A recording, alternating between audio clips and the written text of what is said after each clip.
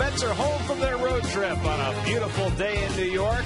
Nothing like a little home cooking after a rough road trip. The sun is out and the Mets are back. At Citi Field in New York, the New York Mets play the San Francisco Giants. Mets baseball is presented in HD by IOTV. Get your HD free with IOTV. And a pleasant good evening, everybody, and welcome to Citi Field. Gary Cohen, Ron Darling, Keith Hernandez with you tonight as the Mets open a three-game weekend series against the team with the best record in the National League, the San Francisco Giants. The Mets just finished a 2-4 road trip to Philadelphia and Cincinnati. They got one of their big bats going, the other one not so much. David Wright has a 9-game hitting streak, while Jason Bay continues to struggle. Well, David Wright, of course, hit 4 home runs on this last road trip in 6 ball games and really turned it on. Hit a bomb on the second deck and also hit one dead central in Philadelphia. Jason Bay, it's a tale of two cities. He's currently in an 0 for 14. He has struggled at the plate. I know Jerry has spoke to about his swing. I just feel, Gary, that he's pressing right now.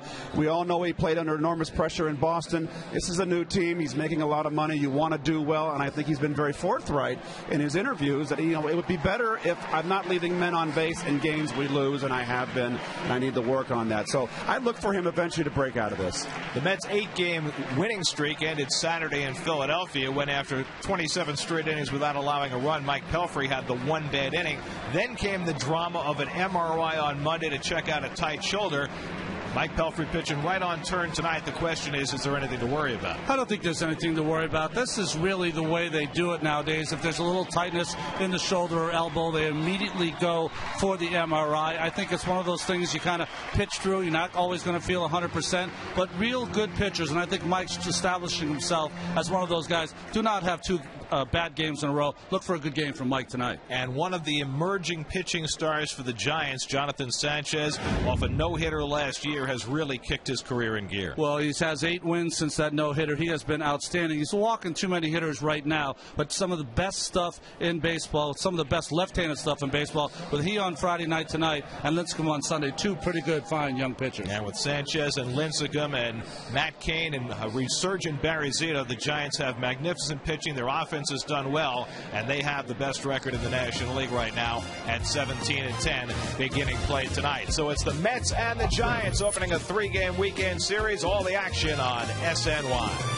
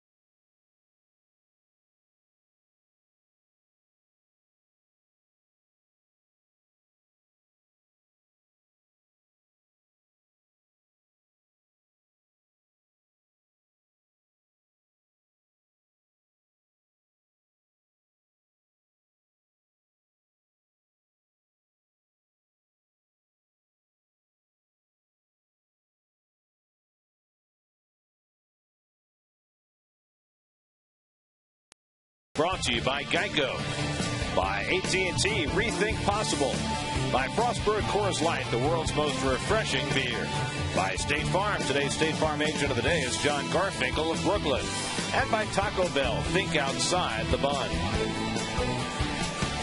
Single game tickets for the 2010 Subway Series at Citi Field are on sale now. Visit Mets.com or call 718-507-TIXX to get your Mets Subway Series tickets.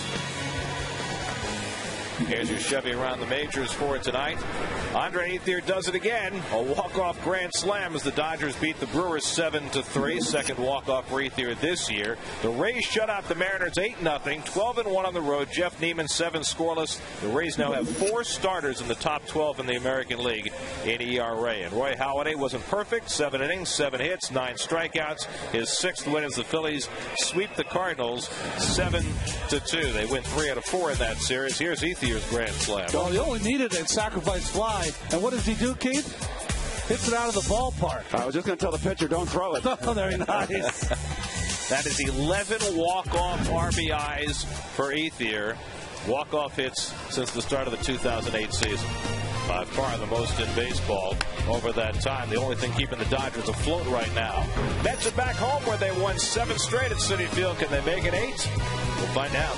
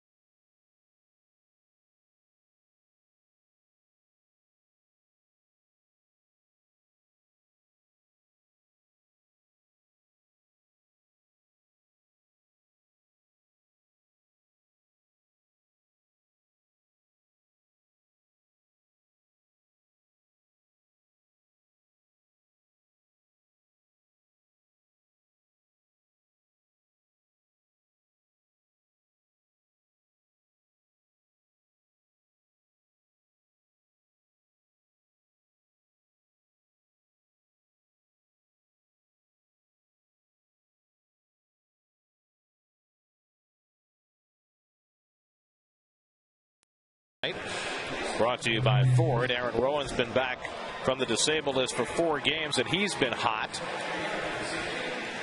Not hot at all, Mark DeRosa, the New Jersey native who generally takes out all of his frustrations against the Mets. It is not an imposing Giants lineup, but it's one that has the 2nd best batting average in the National League and is right in the middle of the pack in runs scored, and combined with their pitching has them off to a 17-10 start. Well, Mike Pelfrey gets the start tonight. In his career now, he's gotten to 32 wins and 33 losses in those 509 innings, 298 Ks. He has 1 balk on the season this year. And remember last season in April, he had 3 balks against the San Francisco team. It'll be interesting if they try to push the envelope on the bases. And Alexis Metsy defense And this has been the mainstay right here. I thought Barajas has been unbelievable. And only 16 errors made by this ball club so far in this young season, and it is young. Long way to go. September looks like 9 years away. Maybe it is, but only 16 errors. That's outstanding. Mike Pelfrey last Saturday endured a 6-run fourth inning against the Phillies. An inning that was not all of his creation. I've never seen anything like this before, and of course we didn't do the game that day, but to have in the course of 3 batters 2 balls that were in infielders' gloves, only to flip out, one with Reyes and one with Cora. That set the stage for the inning. It was a very bizarre beginning to that 6-run inning. I do have to say, the one to Jose to start the inning, I thought was one that he makes 99 times out of 100. The one to Cora that he had to go in the outfield, remember, he was playing a double play depth. That's 3 more steps in. He doesn't have the speed right now to get out there and make that play. But you're right. Got it in his glove, and most defensive players will say, if I have it in my glove, I should make the catch. And that 6-run inning culminated with a Shane Victorino 3-run homer, which was the first home run, and to date the only one against Pelfrey this season. That's how good Mike has been.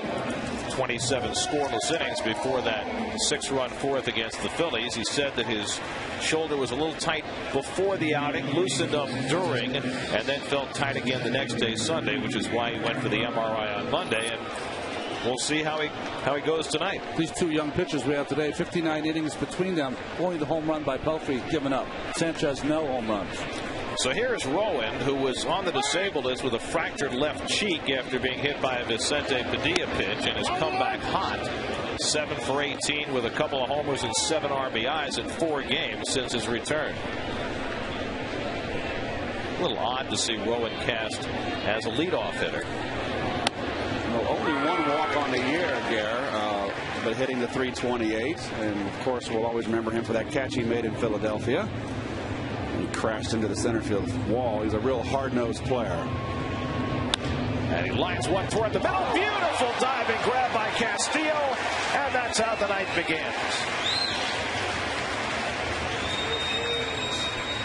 Well, nice play by Luis here. Pure reaction. That's just called good positioning. You know, as we've seen, Keith, Luis, as he's gone on in years here, he's moving closer and closer up the middle against the right-handed hitters. This ball's a rip. That's a great big hang with him from Mr. Braun. Well, Louis got a couple of days off, and most of it anyway. He didn't start in the game on Wednesday, then the day off yesterday, and that's what he requires at this point in his career. Mark DeRosa playing left field and a 5 for 40 skid and hitting just .205 for the year. Coming over after playing the latter part of last season in St. Louis, where he struggled for the most part as well. Seems to always wake up against the Mets, though. .325 lifetime hitter against New York. Went to Bergen Catholic High School. Terrific quarterback at the University of Pennsylvania. And while he was a sub with the Braves, always seemed to get the big hit against the Mets. And a good fastball by Pelfrey, 2-2. Out of the strike zone. There's the big hitter right there. Kung Fu Panda, Pablo Sandoval. So nicknamed by Barry Zito. 2-2, and DeRosa takes just off the plate behind. 3-2. Boy, Ronnie, doesn't look like Pelfrey, that loose motion that he has now, that he really throws a heavy ball. Yes, it's like a bowling ball coming up there. Working quickly, and DeRosa skies one to right. In comes Frank Core, and that's the second out of the inning. I don't think pitchers give themselves enough credit early in the game. That pitch right there, 5th, 6th, second, third time through the lineup, might be hit pretty hard. But you can beat guys early in the game. Now, this is out of the strike zone, too. This is ball 4. It's a good pitch to hit, though. It's up and down the middle. But again, at this ballpark, I mean, this isn't Philadelphia. It's not Cincinnati where the Mets have just played. You throw that pitch, how many places in this ballpark is it going to leave? Every pitcher is like 2.5 inches taller when they pitch here. You just feel real good about yourself. Here's the switch hitting Sandoval, and he takes a curveball for a strike. Good curve. Sandoval on a little slump right now, just 2 for his last 24, but hitting .309 for the year. Just 23 years old. And he smacks one on the ground. Castillo with a nice backhand play. What an inning for Luis Castillo. A couple of gems with the glove, helping Pelfrey to a 1-2-3 inning. Mets come to bat in the bottom of the first with no score.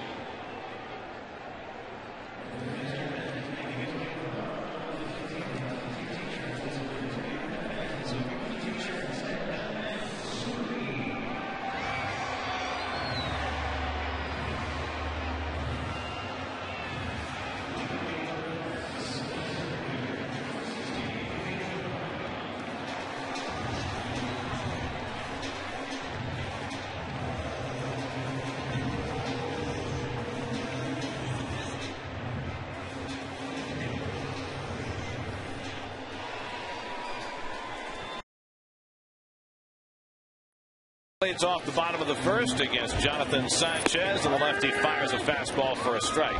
Here's your Geico Mets starting lineup. Flip-flop Francoeur Davis. Davis goes down to number 7 against the left-hander, otherwise the same unit that Jerry Manuel's been running out there every day. As Pagan slashes one foul. Angel's only home run this year has come as a right-hand batter, but he's hitting just 190 from this side of the plate. One thing you'll see from Jonathan Sanchez is early in the game you'll see a lot of foul balls like Pagan hit, where they can't catch up that easy gas that he throws. At 18 walks, Ronnie, in 29 innings, that's always been his nemesis. Popped up on the right side. And Aubrey Huff taking charge. Pagan retired, one away. And we'll take a look at the Giants defense, by Coors Light. Okay, well, we're going to stick to this mantra here. 11 errors. Take that, Mets. We're better than you. Only 11 errors as a team. That's the fewest in the National League. So by the way, Nate Scherholtz is good. He's not that good. He's not really playing 2 positions.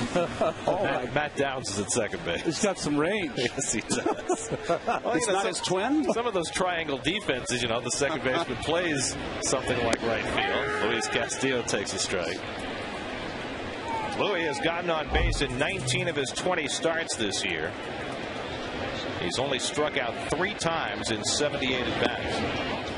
1-1. Now, I like Sanchez even when the years that he's struggled.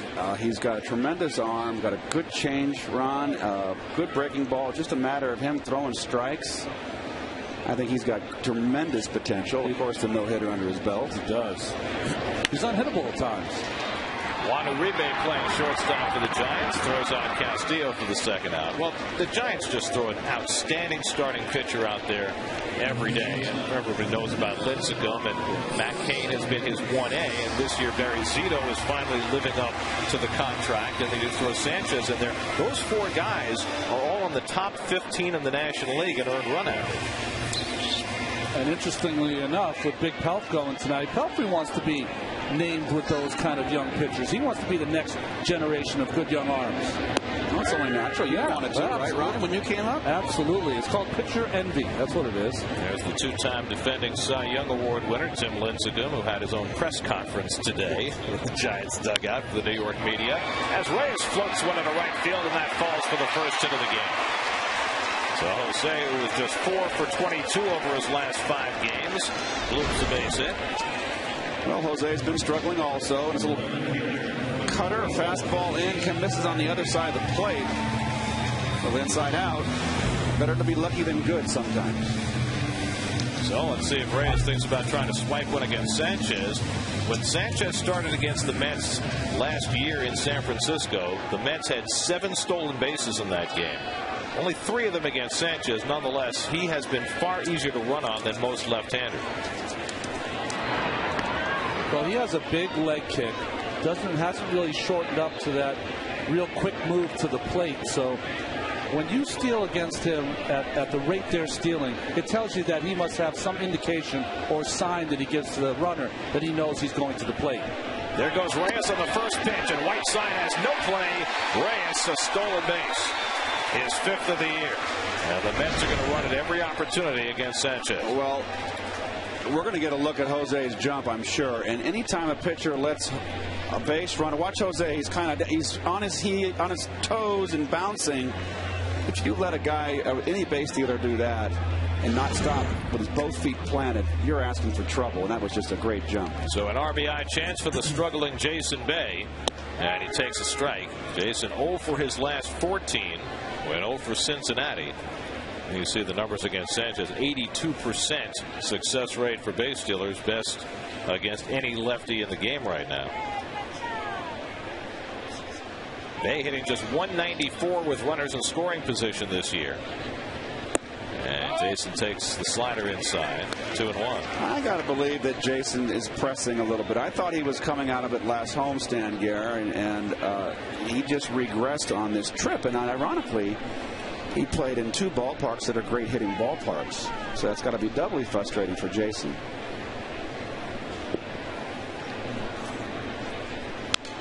Foul fouls it back. I was just thinking, Keith, that's an interesting thing you bring up. Here's a guy, power hitter, 36 last year, stuck on 1 home run, going into 2 hitters' parks, was on a good hot streak, and maybe thought, maybe we'll catch a little fire in a bottle and catch up with those home runs where you hit a couple out, trying to swing to hit the ball out. Well, I'll say one thing about Jason Bay, and I watched a lot of the games. Angel Hernandez right there. He just signaled that Sanchez went to his mouth. Go to your mouth on the mound now. They changed the rule. Why, I don't know.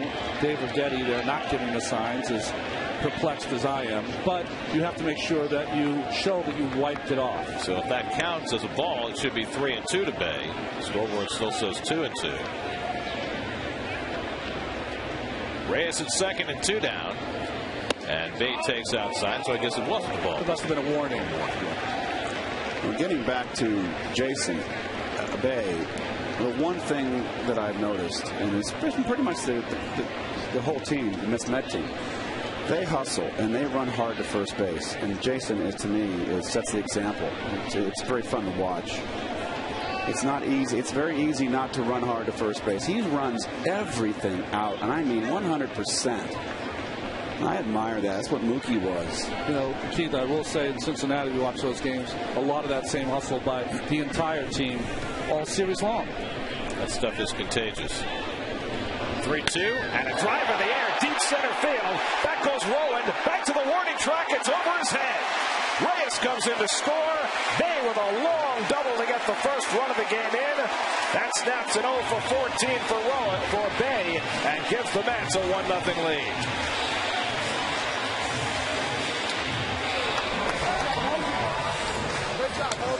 Well, Sanchez has been up this inning. Watch this. You cannot pitch Jason Bay belt high.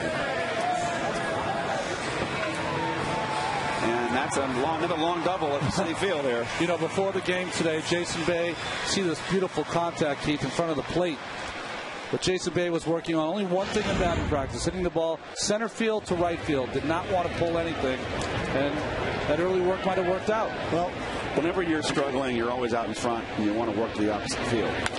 Devin Wright rolls one out to the shortstop to Uribe. And that'll do it for the Mets in the bottom of the first, but a 2-out hit for Reyes, a stolen base, and Bay gets him home.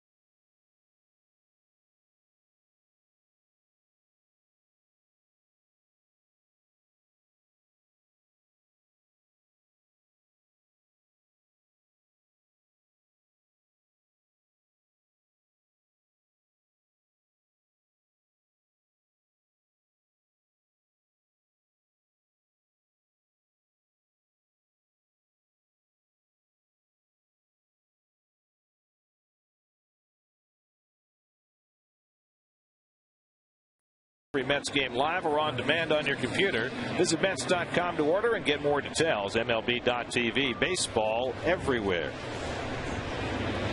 Mike Pelfrey staying to a 1-0 lead as we go to the second. Was he yawning?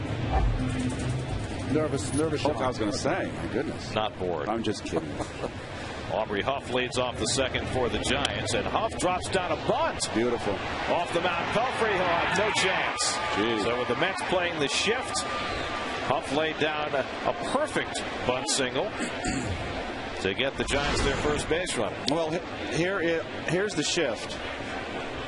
So I'm getting better in that telestrator. You are. And it is a good bunt, and Pelf was a little bit slow reacting. I think it caught him completely flat-footed. And not much he can do. So Aubrey Huff's now hit 7 straight games, trying to get the Giants started in unconventional fashion. And now Juan Uribe. The Giants today placed Edgar Renteria on the disabled list. He aggravated a groin injury last night. And so Uribe for now is their regular shortstop. Well, Uribe's got 18 ribeye steaks. He's off to a great start production-wise. Uribe played shortstop for that 2005 Chicago White Sox World Series champion team, so he knows what he's doing out there. There's Bruce Bochy. Sunday Bruce Bochy, one of my teammates in AAA.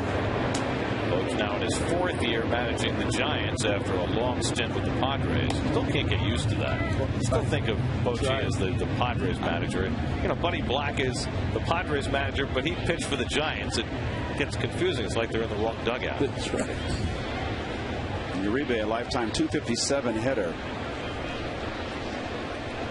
Just 2 for his last 18 at the moment. Little tapper. Pelfrey has to come off the mound again. This time enough time to make the play. So that has the effect of a sacrifice, although none credited. Huff goes to second with 1 out.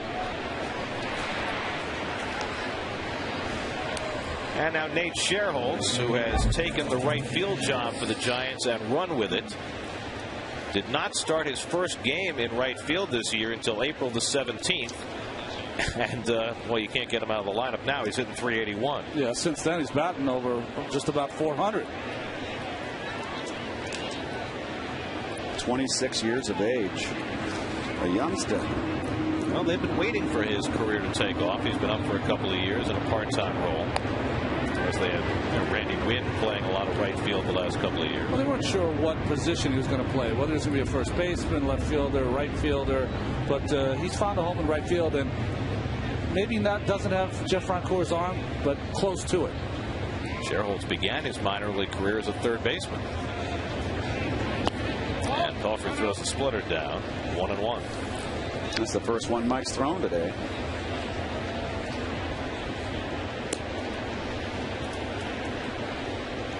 Just what a difference a year makes. Look at the composure and the relaxed.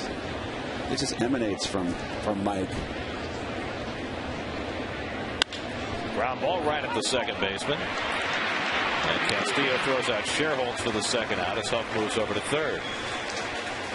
New York Mets baseball on SNY is brought to you by Chevy. Find your nearest dealer on ChevyOffers.com or call 877-64-CHEVY.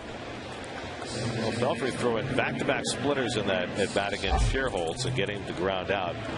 For his career, Pelfrey has given up a .292 batting average to lefties. This year, .188. And it's all the result of that pitch. It's just a different look. They're sitting on that fastball, and they're getting that, about 5-6 miles an hour difference. Same look as the sinker, but it's a little slower. Well, it gives him, he's not a one-speed pitcher now. Now Matt Downs, the rookie second baseman, tries to hold the swing and went around on the fastball. Downs making his 7th start, filling in with the injury to Renteria. It's interesting that early in this game, Mike Pelfrey, when he throws that four-seamer, it's really riding up in the strike zone. Off the tying run at third with 2 down. And Downs takes one right down the middle for a strike, 0-2. It's awfully nice right there. 6 out of 7. Whenever I see Downs on the back of the San Francisco Giant, I only think Kelly Downs. Yes. Had good stuff, Kelly Downs. I didn't like it. That's stuff. Eli Whiteside on deck. 0-2 to Downs, a little bit high. A ball and 2 strikes. That was part of that Giant staff that under Roger Craig that they all threw split fingers. Except the guy next door to us, Mike Kruko. He didn't need it. He just had to throw his glove out there and he beat us. 1-2. And the splitter is down. They had what, Scott Geraltz on that staff? Geraltz, Lacoste, Buffy. Mike Lacoste, that was his nickname. Well, he had the hair. That's right, Buffy's Family Affair. And then you had Atlee Hammaker. Huff dancing off third, trying to get Pelfrey's attention. 2-2. Struck him out. Fastball blew it right by him at 94 miles an hour. First strikeout of the night for Pelfrey. 1-0 New York.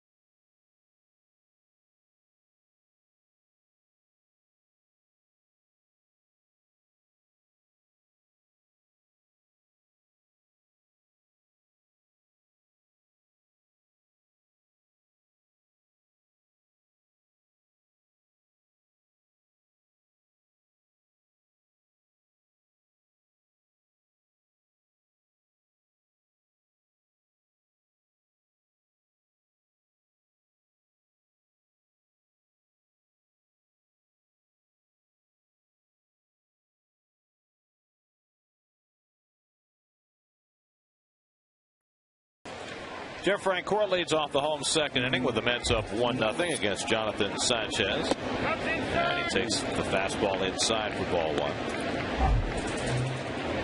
Jeff didn't start the game on Wednesday in Cincinnati, so he's had the better part of a couple of days off, although he came off the bench in that game. The curveball bounced down to first. Huff at the midsection leads Sanchez just in time to get Francoeur. Well, nicely done by Huff, and not known for his glove, but watch him side saddle, kind of sidle over to his right. I'll get it right, and get his body in front of this. And whenever you can get in front of it, get in front of it. And that's a little late break, Ronnie, right there, isn't it? It is. Lucky enough, he had enough speed to get over there, but you got to bust over there if you're late. Nice how he played that in front of him. Yes. Ball almost handcuffed him. If he'd have played that the backhand, that seems to be the way that guys are playing it now, that ball had been in right field. Again, nice hustle by Francoeur down the line, something we're just trademarked for this Met ball club. I love it. Now Ike Davis left in the lineup, but dropped to number 7 by Jerry Manuel. Now, keep in mind that he's facing Jonathan Sanchez, against whom this year left-hand hitters are 0 for 17. But incidentally, Davis is hitting well against left-handed pitching so far in his young career here with the Mets. So he's 5 for 8 already against lefties. That's more than pretty good. That's 625. Right. See if he can keep it up. Rod Barajas on deck. 7 home runs for Mr. Barajas. And a high fly ball, deep right field. Back goes Sherholtz onto the track, back in the Mo zone. It's out of here! Off the Pepsi porch! Ike Davis with his second big league home run. Yeah, he can hit lefties. 2-0 New York. The first home run given up by Jonathan Sanchez this season. What's his key? The hanging hook, I think. I was watching the field. I'd love to see it. But I tell you what, if it's a fastball, it's impressive, but it's a very hard thrower.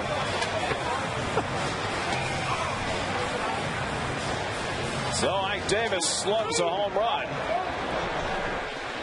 And it's 2-0 New York. Now Rod Barajas, who's hit 4 home runs in his last 4 starts. And he takes the curve for a strike. What is it, Ronnie? Oh, I think it's fastball. He just turned on it. We talked about him, how he can drop that barrel of the bat down that pitch. And that's impressive getting around in that fastball. Barajas slugs one deep down the left field line. Back toward the corner. DeRosa at the wall. It's out of here. Barajas does it again. 5 home runs in his last 5 starts.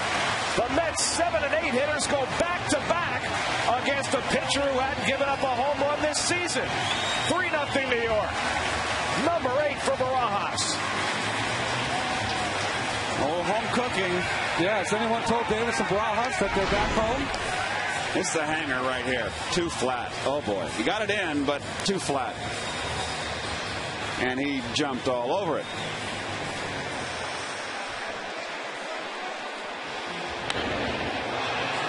Oh, he's not even looking around him. Oh, there he goes.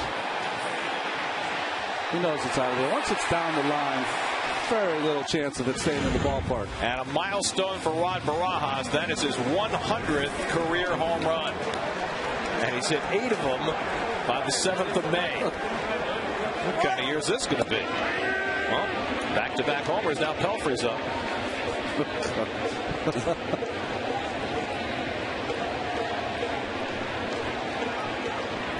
Barajas has been unbelievable. That is 8 home runs in 79 at-bats.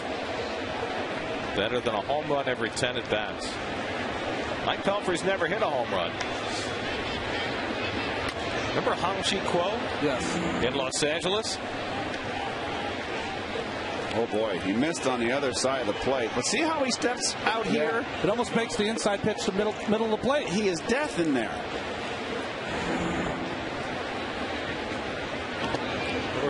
The Dodgers hit back-to-back home runs, and Hang-Chi Kuo came up, the pitcher for the Dodgers, and he had a home run, which to date is his only one of the majors, the 3rd of back-to-back-to-back home runs. And he styled it around the bases, too. Who was it? Was it one pitcher that coughed it up?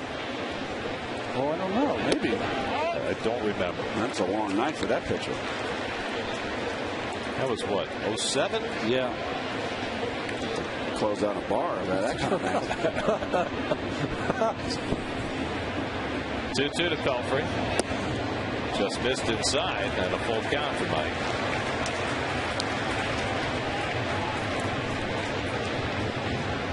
Davis and Barajas, your home run hitters, back to back. I thought they said this guy was tough. Davis and Barajas having a conversation.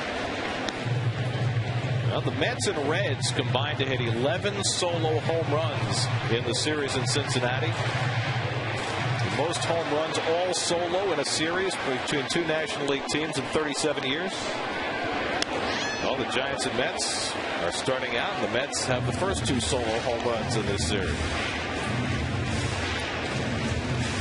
Well, Sanchez in his last start struggled against the Rockies. That was because of control. He walked 5 4 2/3 in that game and lost.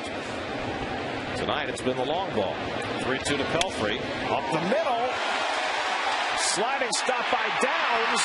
And he got him at first base. Wow. Sanchez might have gotten a little piece of that ball on the way through. Slowed it up just enough so that Downs could make the play. Well, nice play by Downs here. I thought he missed it. Just a nice play getting there and coming up very athletic. Strong throw. Very athletic. You got him. Well, you talked about it, Keith. They can play some defense, San Francisco. Well, they've got good defensive players, and they've made the fewest errors of any team in the National League. And they're telling Pelfrey on that bench, get the piano off your back. No, they won't do it today. They will tell them tomorrow. Well, the Mets hitting their first back-to-back home runs in 2010. They give them a 3-0 lead. Now Pagan takes in tight, 1-1. Angel popped up his first time up. Interesting couple back-to-back home runs, like you mentioned, Gary. First pitch, Sanchez is buzzed inside on the right-handed hitters.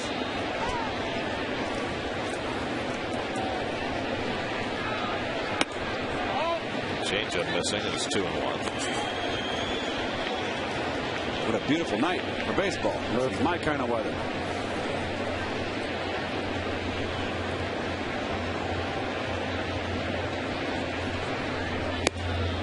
inside. It's 3-1. It's kind of a San Francisco type night, around 60 degrees. A little wind blowing.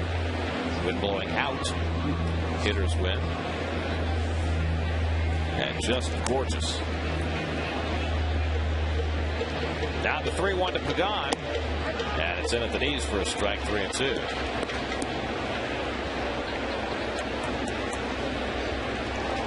Well, Ike Davis, the first left-hand hitter to get a hit off Jonathan Sanchez this year. And it was a home run, his second in the big leagues. Breaking ball. Uribe to his left. Guns down Pagan to end the inning. 3 ground ball outs in the inning for Sanchez. But in between, the Mets hit back-to-back home runs. Ike Davis turns one around.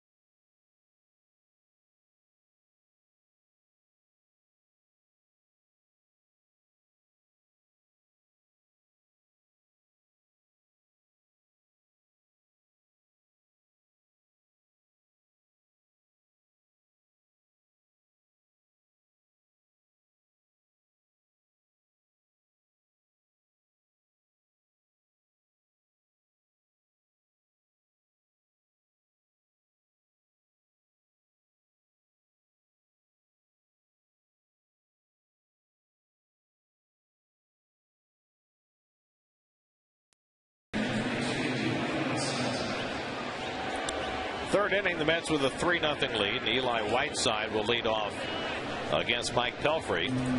Whiteside, the backup catcher to Benji Molina. He generally catches when Jonathan Sanchez starts. In fact, 7th start this year for Whiteside. 5 of them have been when Sanchez has pitched. And Whiteside was the catcher for Sanchez's no-hitter last season. Whiteside, 30-year-old, mostly minor league journeyman who finally settled with the Giants last year as the backup to Molina. Of course, the Giants thought for a long time that he'd be the backup to somebody else this year. Yeah. It's a predominantly right-hand hitting lineup tonight. The only lefty in the lineup for the Giants is Nate Shearholz. And Sandoval, the switch hitter. Right. Excuse me. Bruce Bochy has a couple of left-handed bats on his bench. He's got John Bowker and Travis Ishikawa. Now back, also a switch hitter Andres Torres. I mentioned that Sunday Bruce Bochy, my old teammate. The reason I call him Sunday Bruce is that he would only play on Sunday when he's in the Mets farm system because he was not a prospect. He would play on Sunday, hit 2 home runs, drive in 3 or 4, and never see the light of day till the next Sunday. But great teammate. Learned a lot from him. Whiteside takes one toward the right field line, and that'll go to the wall. So Eli Whiteside going the other way, and he's got himself a leadoff double. Second hit for the Giants. They both come leading off innings. 4th double for Whiteside. Nice hitting with 2 strikes. Look at this. Outside corner. Just not down. A good setup that way, too. Right on top of the plate. Nice hitting. Can't teach it much better than that with 2 strikes. Well, you've got to go into emergency. Yep. Protect the plate. Don't become defensive. But, boy, you've got to go up the middle. So now Sanchez will look to bunt him along. Sanchez 1 for 6. Lifetime 0.92 hitter. Corners in. A couple of sacrifices this season. And a perfect bunt, forcing right to handle it. Can't do it any better than that. 5-3 on the sacrifice, moving Whiteside over to third.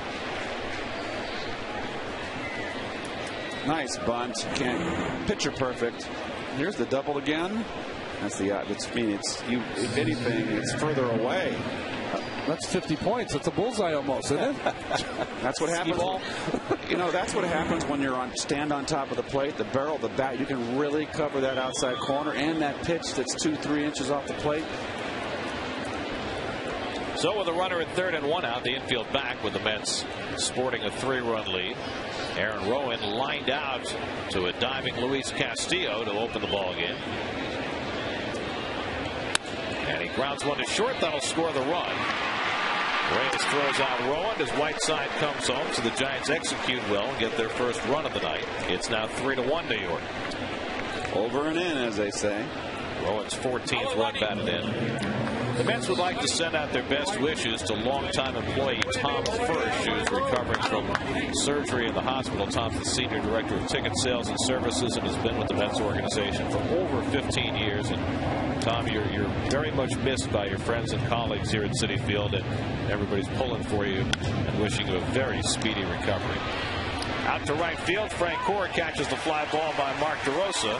The Giants play to run. Middle of the third at Citi Field, 3-1 New York.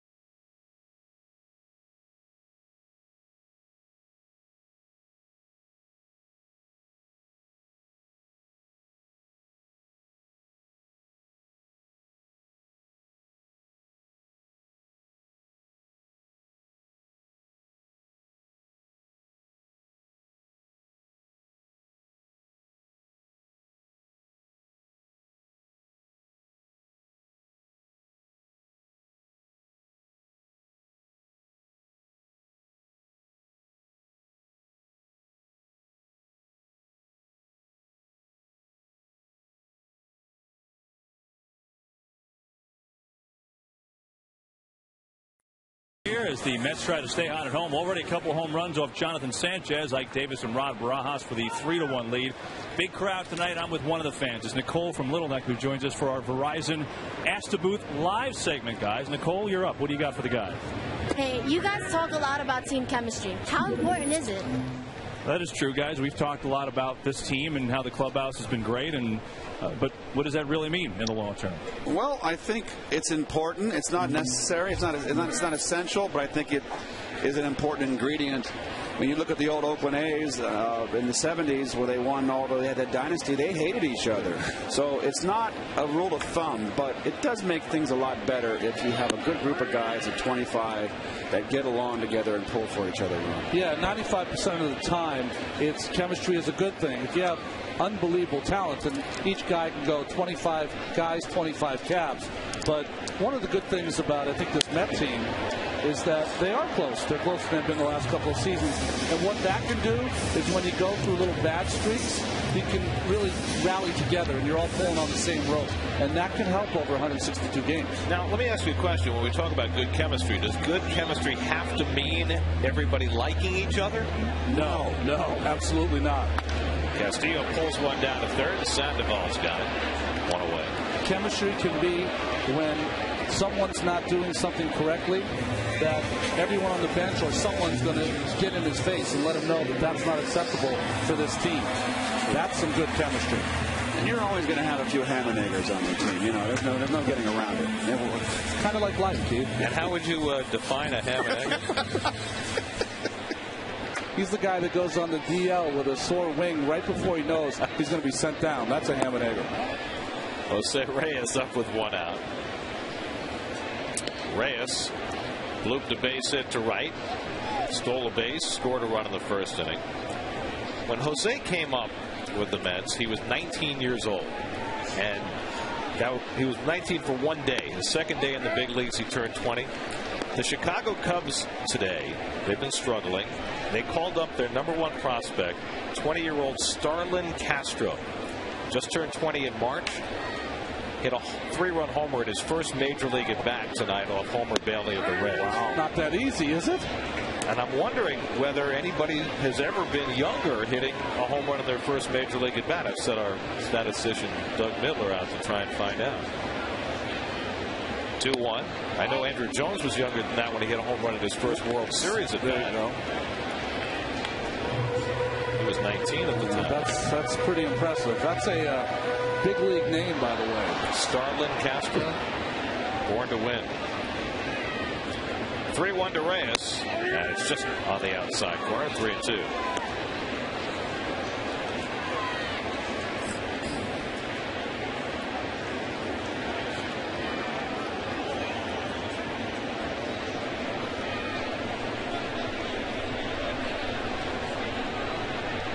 Curveball bounced to second. And Matt Downs throws out Reyes for the second out.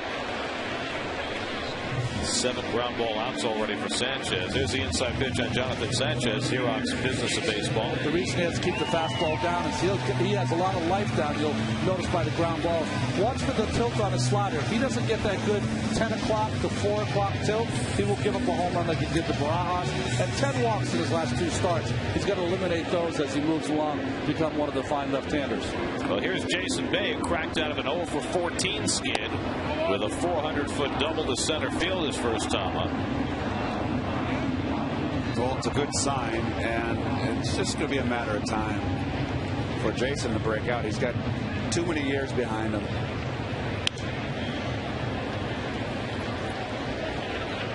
And here's the double in the first inning. They got the Mets on the board, and that was a mistake. Pitch out over the plate. Still, you got to hit those mistakes. When you're struggling, you make outs on mistakes, or you foul it back.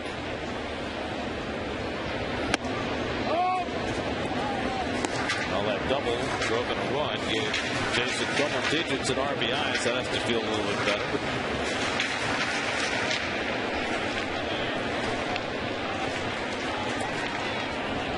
Here for Getty, longtime Giants pitching coach. And with Ron Wotus, who's the bench coach. And Bay hits one in the air to left center. Playable this time as DeRosa moves over. That ends the inning. Mets are down to 1-2-3. 3 in the books at Citi Field. 3-1 New York.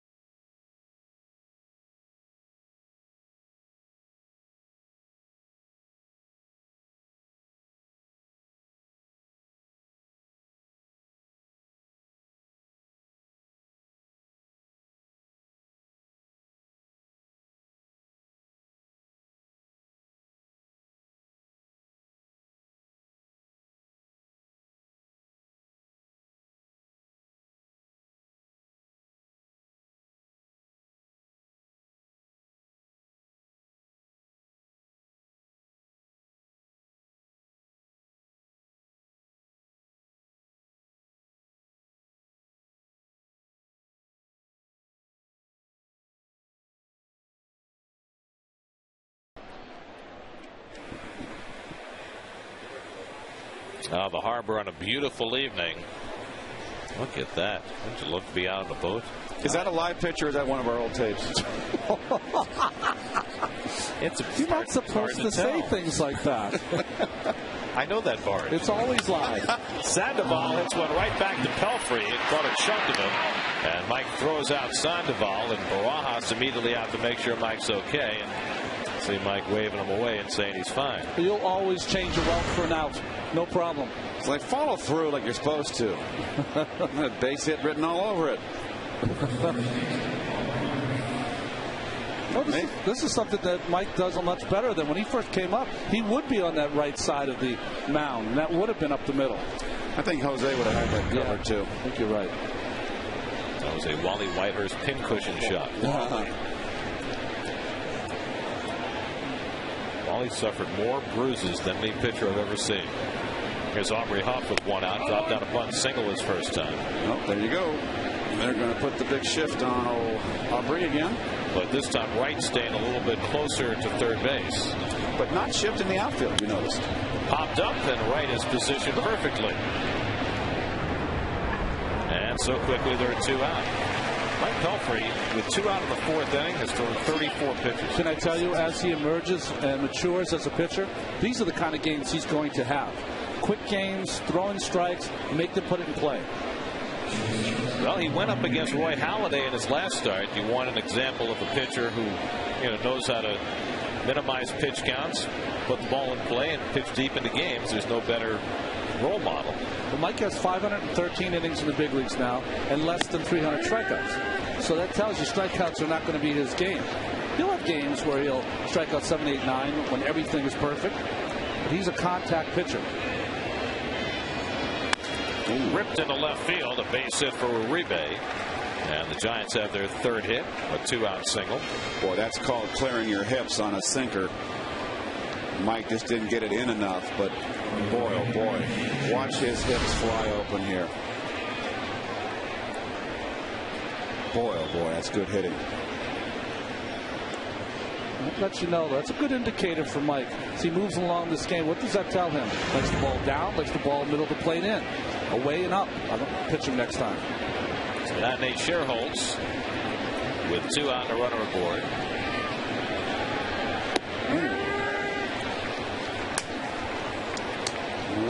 Well.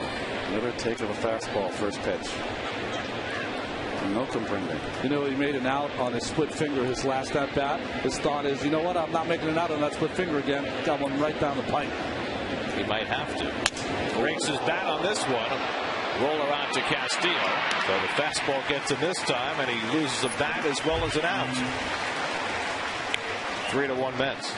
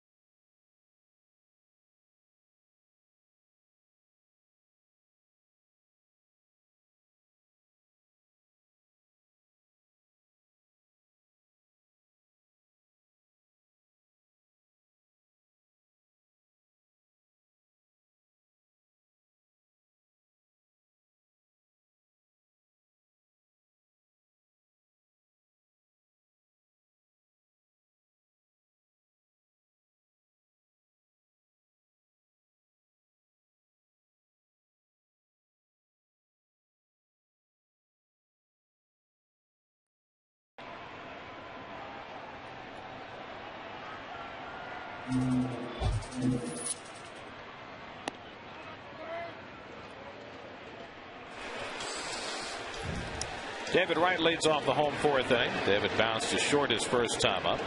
Began the night with a 9-game hitting streak. David hit 4 home runs during the Mets' 6-game road trip. 2 in Philly and 2 in Cincinnati, including 1 in Cincinnati that he hit 455 feet into the second deck in left field. As solidly as he's ever covered one. 1 and 2. 3 pitches from Sanchez. 3 breaking balls, RJ. Yeah, trying to stay away from the fastball. You know that David loves left-hand pitching. Hitting .350 against the lefties this year after a slow start. 2-1 changeup. How about that? Now if he wants to pop him inside with a fastball and makes it for a strike, very difficult for David to get that one. He's supposed to move his head. He can't see the sign. There, fastball in. And a full count to Wright, who, while he has started to hit, has stopped drawing as many walks, which I find an interesting phenomenon.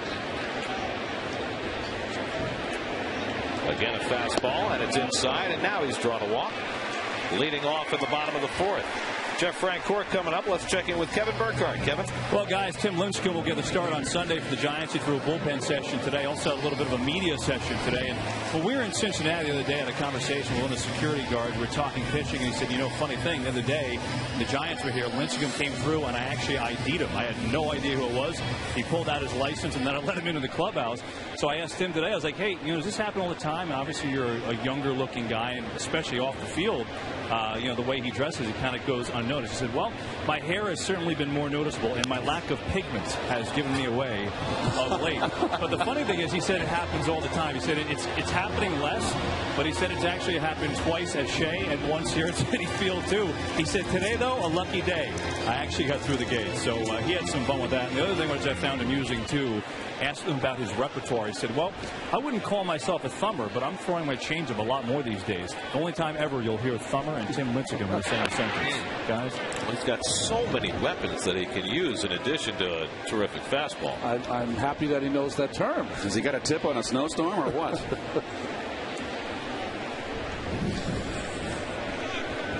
That's a habit he can probably do without.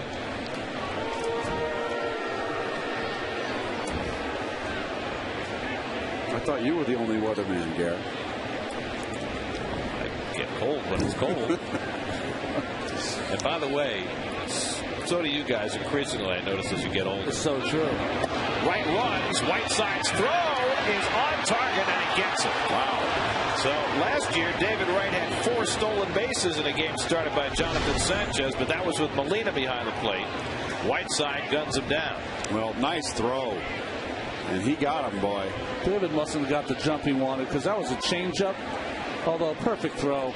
You know, anytime you're stealing a base, you're hoping the throw just a little off, and he would have been in there. Yep.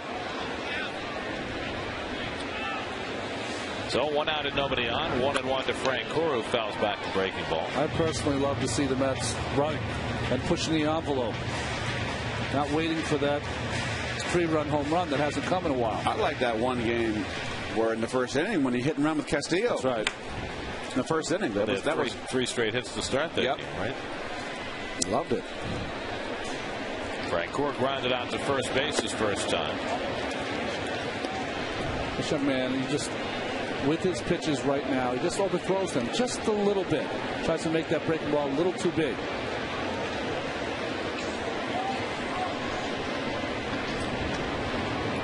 Two.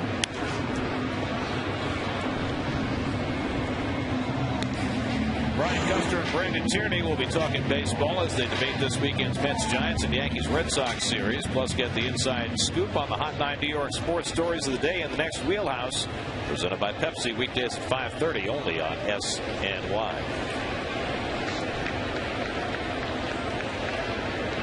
Again, the 2-2. And Francoeur went around. Strike 3. Home plate umpire Hunter Wendelstedt with the call. And Sanchez, who averages 11.5 strikeouts per 9 innings, has his first in this game. Well, this is a tough pitch to lay off with 2 strikes. The hard curve starts at your knees. I didn't think he swung. Still, you think as a hitter, Keith, don't you think? I think he swung the ball, head of the bat went through. But as a hitter, you like when the home plate umpire checks, don't you? As opposed to calling you out unless it's so obvious. Yeah, you want him to get help, and there's always those umpires that they'll look at you and go sit down. I saw it. Davis hits another one deep to center field. Back goes Rowan, looking up at the wall. It's out of here! Ike Davis with his second home run of the night. His third of the year, and it's 4-1 New York. Against a pitcher who had not given up a home run this season, against a pitcher who had not given up a hit to a left-handed batter this season, Ike Davis has homered his first 2 times up.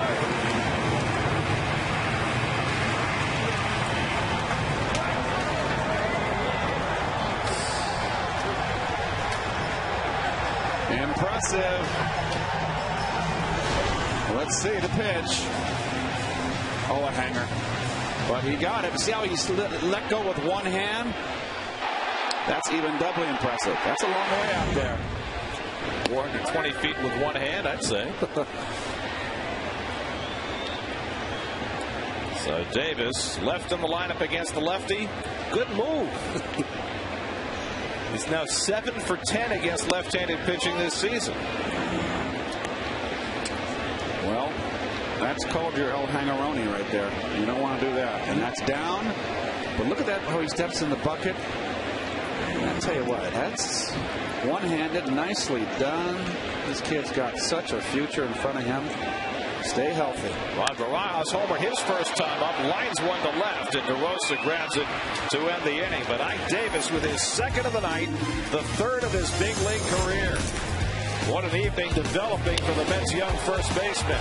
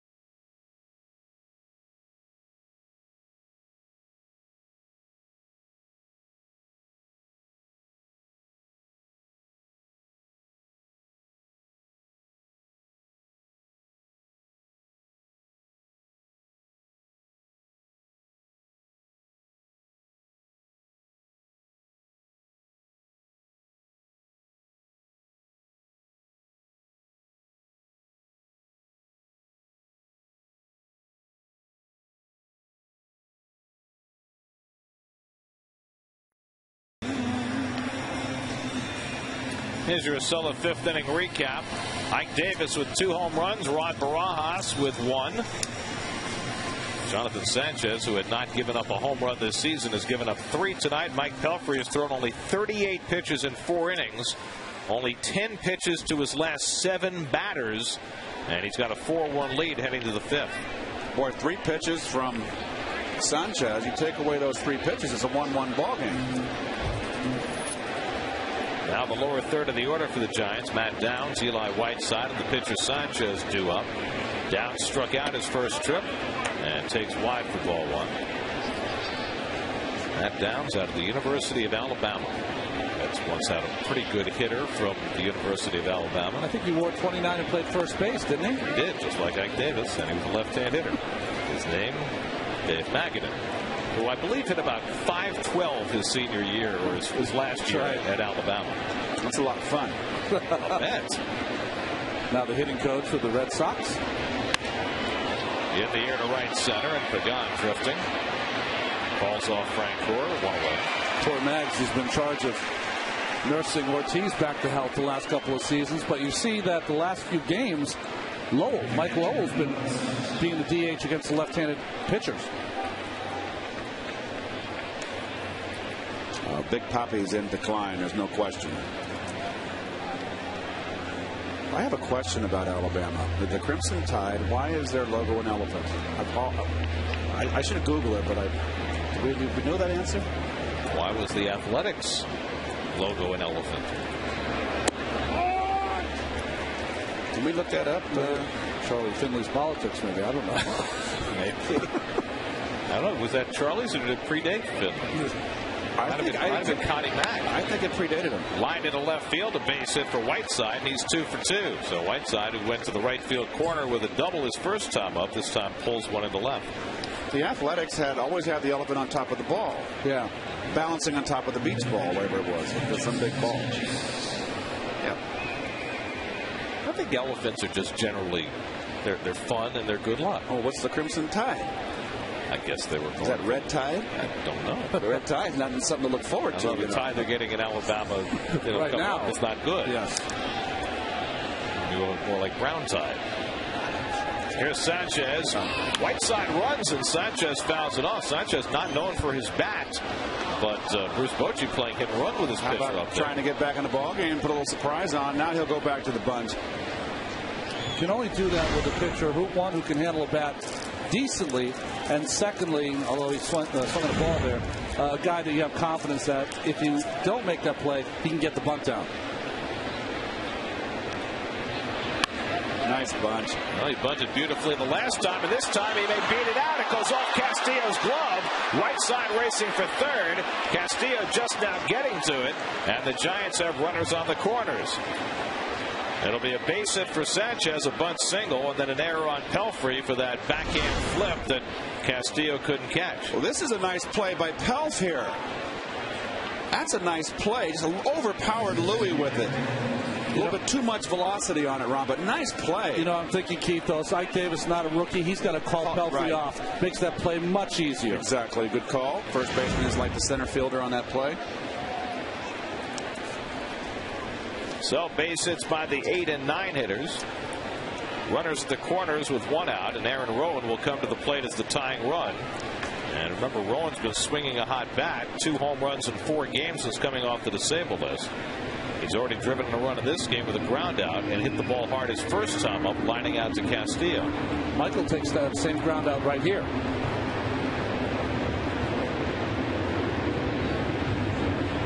And a fastball strike. Well, if he can get the same ground ball, he might get out of the inning. We were mentioning it earlier when he first came up. It was Whiteside and Sanchez are the base runners. That Rowan is not your classic leadoff hitter by any stretch of the imagination. He's certainly not a speedster, and he's not a high on base percentage guy because he doesn't throw that many walks.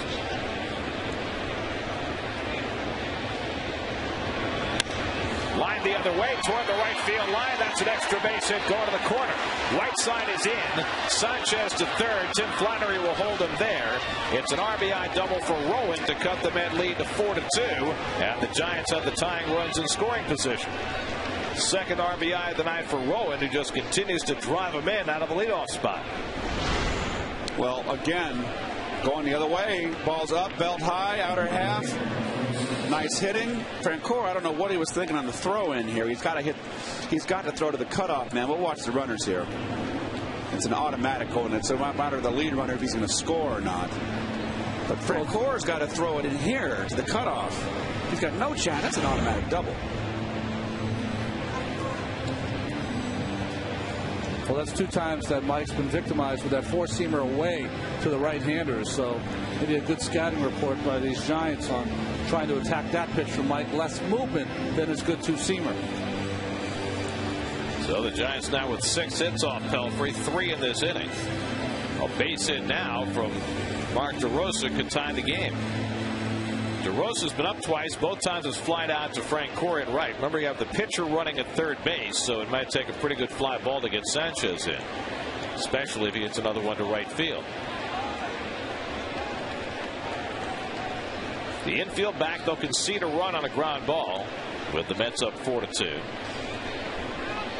And DeRosa fouls one off his leg. Big run to drive in for the Giants here, get them back to 1. I was going to have to be careful with that split finger with DeRosa. The only reason I say that, DeRosa's getting beat by the fastball. That split finger is going to speed his bat up a little. It's going to make sure he throws it, out of the strike zone. Throwing it again. 1-1 to DeRosa. Your approach as a hitter right here is up the middle. You want to drive in both, but second best is a sacrifice fly. The A game is driving them both in and continuing the rally. Pablo Sandoval on deck, the number 3 hitter.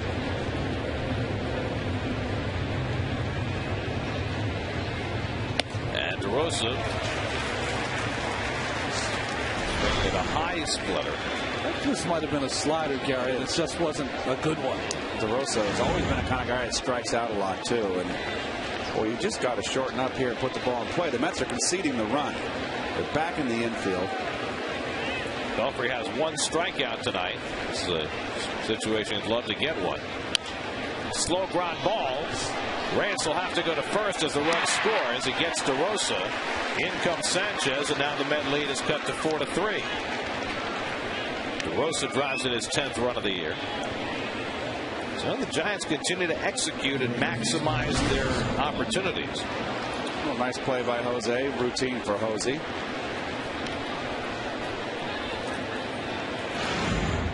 So now 2 out of the tying run. Rowan is on third. Let's see why this Giant team is 17-10, by the way.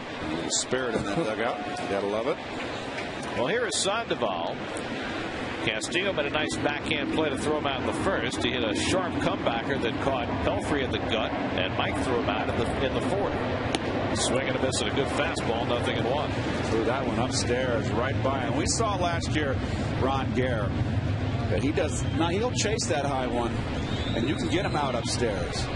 There isn't much he won't swing at. Yeah, he loves the ball down. The problem with him is that he can go out of the strike zone and still get a base hit.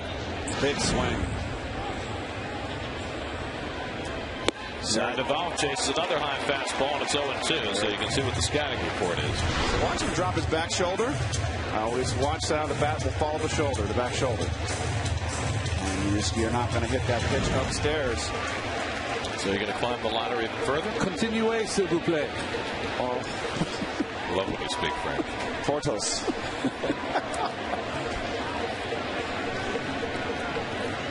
0-2 to Sandoval. Struck him out. 3 high fastballs.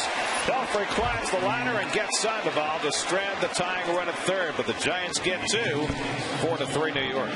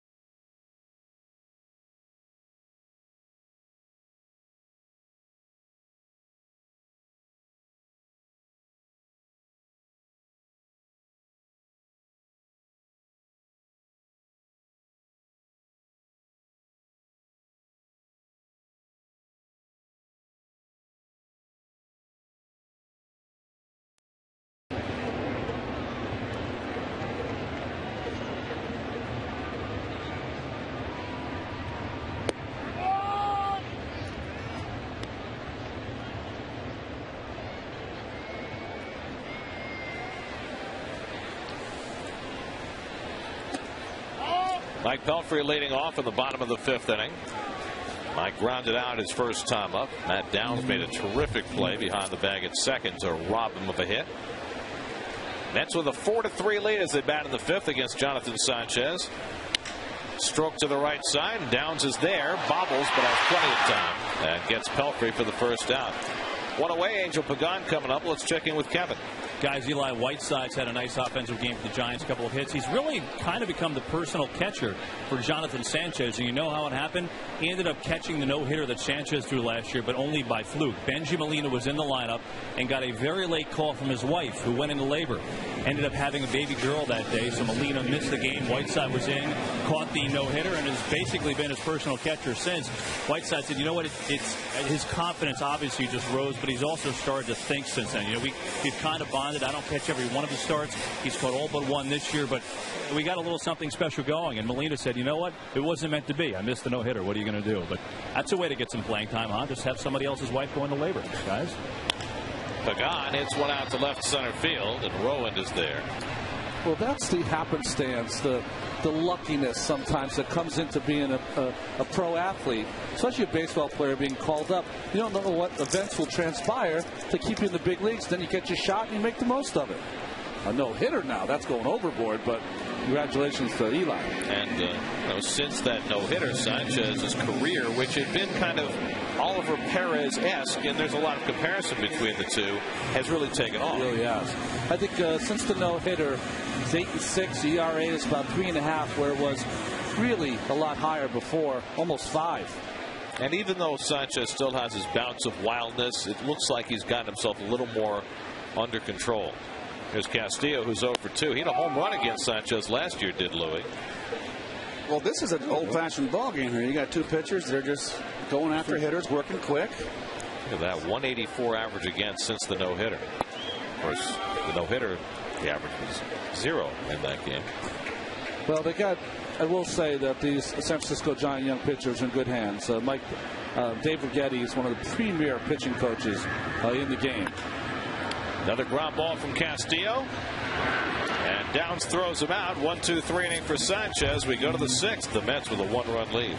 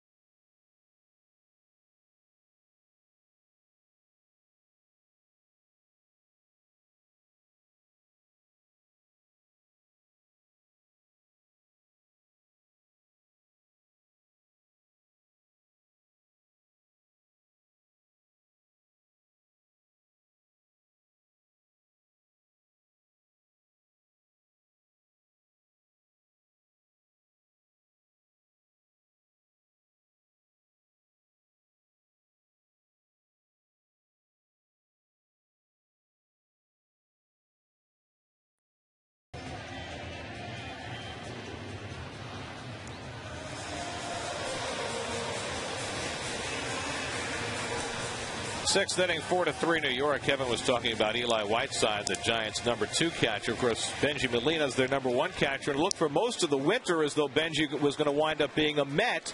But Benji did not become a Met because the Mets never offered him more than 1 year.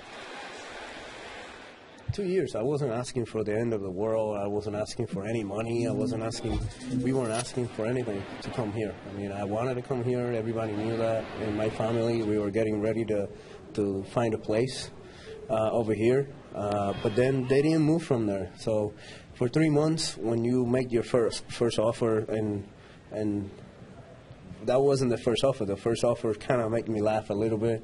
But nobody knows that, that's a personal thing. And then the second offer was that, and then they don't move from there for 3 months. That tells you I don't think that they're ready to get me here. It wasn't my intentions, and if it was my choice, if they would have gave me 2 years, not even well paid. I wasn't looking for money, just 2 years, just to be here secure, just to help the team win and stuff like that. So I would have come over here in a heartbeat, but I didn't feel like they wanted me. I didn't feel like they wanted Benjamin Molina in this team. And yet, the Giants didn't offer him 2 years, and he wound up going back to San Francisco and signing for $500,000 less than the Mets were offering him on a 1-year deal. All very strange. Well, I appreciate his honesty. I mean, that's very nice. But it's called contract negotiations, and that's kind of how they go sometimes. Sometimes they go your way, and sometimes they don't. And, Benji's back with a team that he's helped tremendously. He's got great numbers. And the Mets couldn't have done any better than with their combination of Barajas and Blanco. What I found very strange about that, what Benji just said, and again, you applaud his honesty, but what is served by him saying that as Huff strikes out to start the 6th inning? I mean, he just said in that interview, which was done today, I wanted to be in New York. Well, he's a San Francisco Giant. Why wouldn't he just say, hey, that's in the past, I'm with the Giants, it's over, rather than rehash what happened in negotiations with the Mets? I don't understand what his motivation was. Well, at this point. It's always your option as the player to say, look, I don't want to go there, and you don't. It's not a baseball. Well, it is a baseball-related question, but not in the current season. Castillo throws out the rebate for the second out. And that is a question you can duck and say, look, I don't want to talk about that. You want to talk about a season, our team? Fine, but I'm not talking about negotiations we had last winter. Although Kevin's agent, I think, should contact 60 Minutes because he really got the full answer there from Molina. But let's be fair now to the Mets. The reason he wasn't offered a 2-year contract because physically he is not the kind of guy that you look at and go, you know what, he's going to absolutely not break down in 2 years. He's gotten a little older, and I applaud the Mets for standing ground with a player they thought physically might not be able to take the grind of 2 seasons. Sherholtz takes ball 1. Guys, everything you're saying is right on point. I think it's pretty obvious how desperate he wanted to come here, and he even told me that he watched video of the entire Mets pitching staff in the offseason. I mean, he wanted to play here, simple, and I guess it's just a matter of he's still a little sour of negotiations going his whole way. Now, what wasn't pictured in that sound is after that, started talking about the Giants, and obviously he had a lot of good things to say, but yeah, the timing is strange. If this was the beginning of spring training, maybe it is a little strange coming out now. I mean, he could have come here. I mean, there was an offer on the table for $5 million. If he really wanted to be with the Mets, why would he have taken less money to go back to the Giants? I mean, that just doesn't make any sense. I mean, I understand, moving your family and all that, but if he wanted to be here, he certainly could have been here. And, the Giants are happy they have Molina. He's a very important part of their offense and their defense. He's their cleanup hitter most of the time. And the Mets are thrilled with what they have with Barajas and Blanco, so it's all worked out for the good. Belfry looking for a 1-2-3 inning, his second of the night. And he just misses to Sherholtz. 3-2. Mike's given up 3 runs and 6 hits. But he has kept his pitch count down. He's gotten a lot of early contact. This will be just his 68th pitch of the night. And he gets Sherholtz swinging. His 4th strikeout. A 1-2-3 top of the 6th for Belfry. Part of the batting order coming up for the Mets, leading 4-3.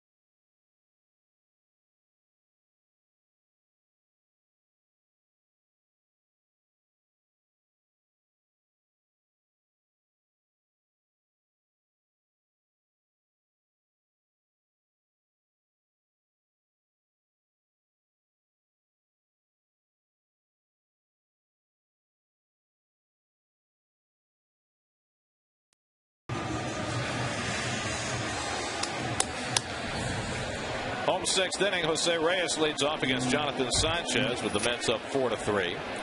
Reyes is 1 for 2 tonight. And he bluffs a bunt and takes a strike. Reyes singled to right, stole a base, and scored a run in the first, grounded out in the third.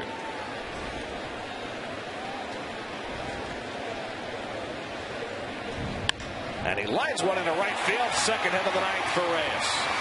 Sherholtz plays it quickly and holds Reyes to a leadoff single. Jason Bay coming up. Let's check in with the studio. Gary Apple standing by for a New York State Smokers Quit Line game break.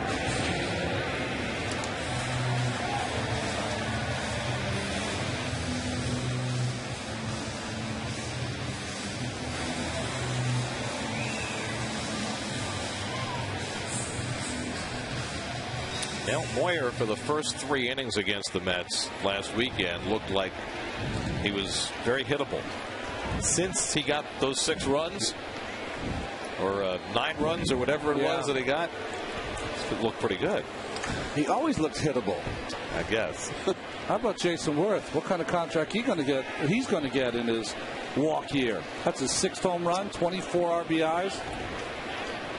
Jason Bay 1 for 2, a long double back in the first. Well, I think Worth drew a little inspiration following the passing of the great Robin Roberts, who was from the same town as Jason, and he paid tribute to him yesterday in the Phillies win. And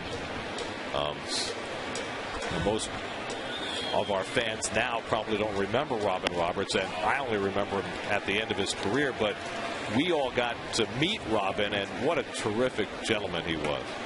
Absolutely. One of those guys that, I mean, he's a Hall of Famer. I'm not.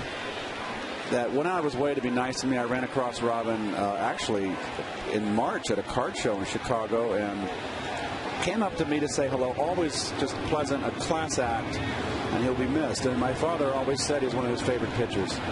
Well, there's his career record. What's not pictured there? 305 complete games. More complete games than wins. 28 in a row over a 2-year period. And instead of 20-plus wins, 6 seasons, that was 6 consecutive seasons, those 20-plus wins. And by the way, most of those Phillies teams were not very good. I mean, if he had played for better teams, he would have won 350 games. He was very good. But you were just mentioning Jamie Moyer. He has given up the most home runs, Robin Roberts, of all time. But Jamie's going to probably take that over this season. It's only, what, 7 or 8 behind him now, right? But tonight, he's given up nothing. And our colleague, Mr. Ralph Kiner, has nothing but glowing things to say about Robin. Is Ralph coming in this weekend? I think he's here tomorrow. Wonderful. In 1950, when they won the National League pennant, started 3 times, 3 complete games in 8 days. The final game at Ebbets Field, 10 innings. Dick Sisler with the home run. To get the Phillies into the playoffs. The Whiz Kids.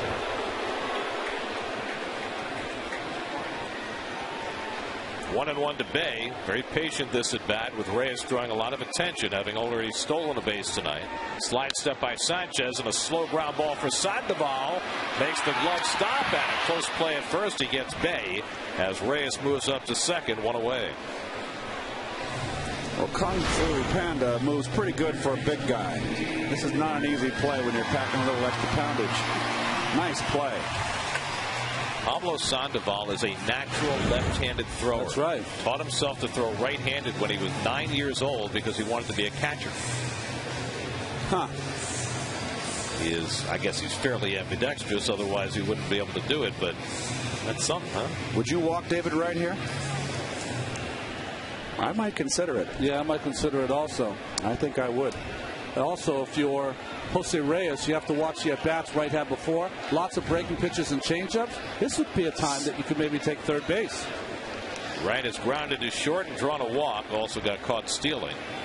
And takes that breaking ball low and inside, 1-0. Well, Matt Downs at second base is very, very close to Jose. You can see right there. They're going to make sure. I'd be very, very careful to David Wright. Leaving that big hole on the right side.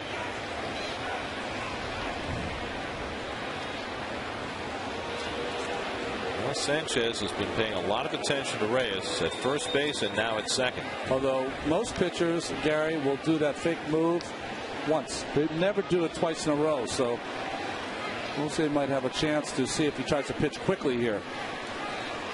Downs makes a move to the bag and Sanchez steps off. You know, there's a lot of pitchers out there that are just gun shy about throwing the pick off the second base. They're so afraid they're going to throw it into center field.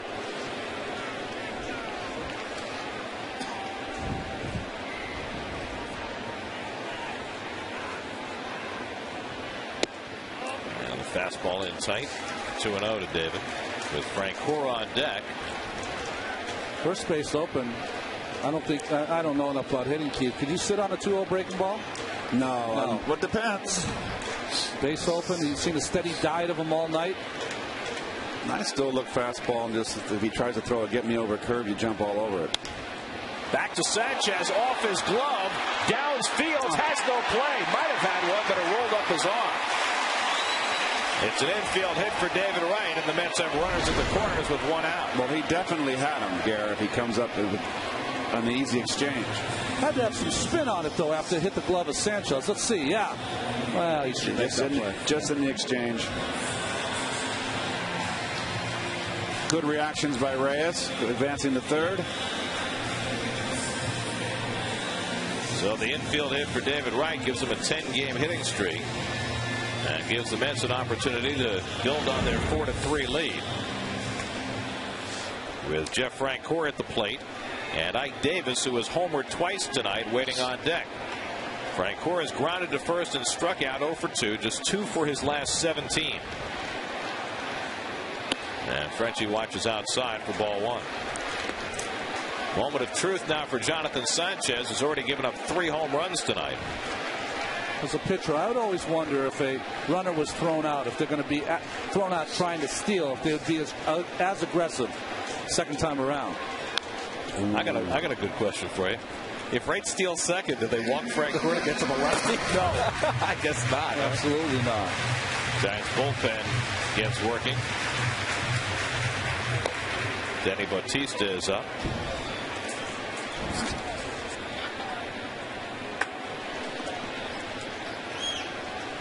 Dave Righetti watching his lefty, who's thrown 85 pitches tonight. 1-1 to Francoeur. And a fastball strike. Yeah, you got caught looking. It happens. A lot of guest hitters today. We talk about it. Good pitch. I just never like to let a fastball go. Always geared on that fastball. Sanchez has gotten more than his share of ground balls tonight, looking to get one here. And as he threw that ball to first base, Reyes came about 20 feet down the line at third base. Hoping to take advantage of any kind of bobble.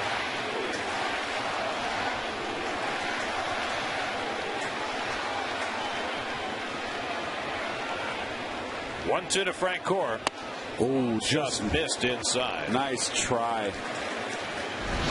It missed inside, though. Yep, but it's a good pitch. You know, coming from the left-hander, coming across that plate.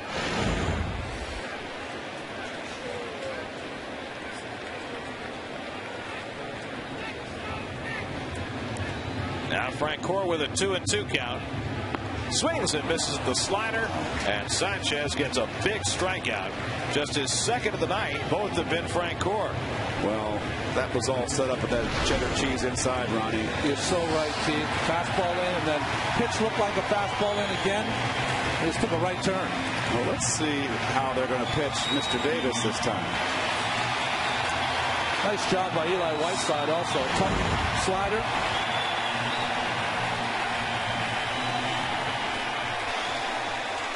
Quite an ovation for Ike, who's already had himself an enormous night. 2 home runs against a tough left-hander. What can he do for an encore? There you go. Fastball away. Davis pulled one off the Pepsi porch in the second inning. The first hit given up to a lefty this year by Sanchez. And then he hit one just to the right of dead center field, about 425 feet away in the fourth. First and third and 2 out. And a good pitch by Sanchez, knee-high inside corner, 0-2. And that's right down the middle, meant to be outside. Ike might have been looking for a breaking ball. Who knows? I don't know. Ask him. Look at that. Wow. That's to begin his career. 7 for 10 with 2 bombs against the left-hand pitcher. Well, Jerry dropped him one spot on the lineup tonight. Might not have to do that the next time. 0-2. A little high. All fastballs from Sanchez. 1-2. Reyes led off the inning with a base hit. He's at third. Wright with an infield hit at first with 2 out. Mets have 7 hits off Sanchez, including 3 home runs.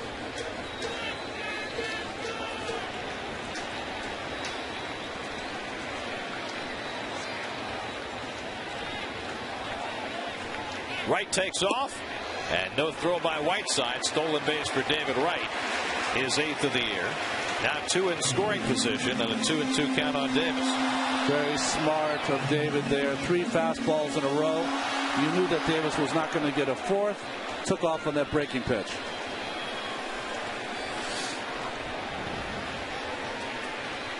So a base hit for Davis could plate 2.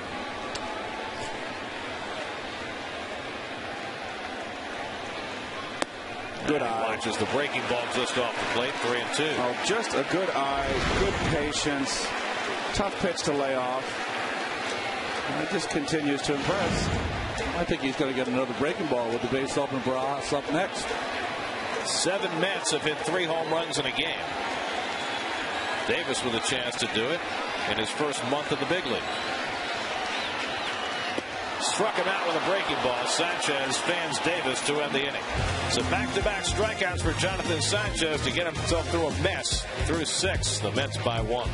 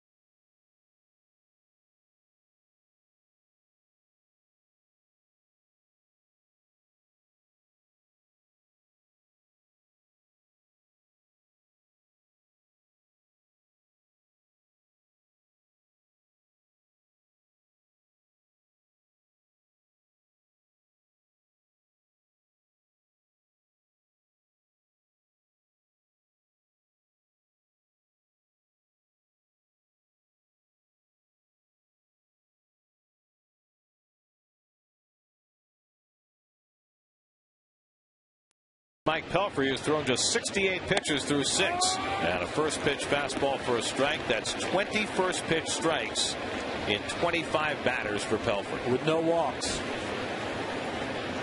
And he's taken into the 7th. Pulled down to third, off the glove of the diving right. And it's an infield hit for Matt Downs.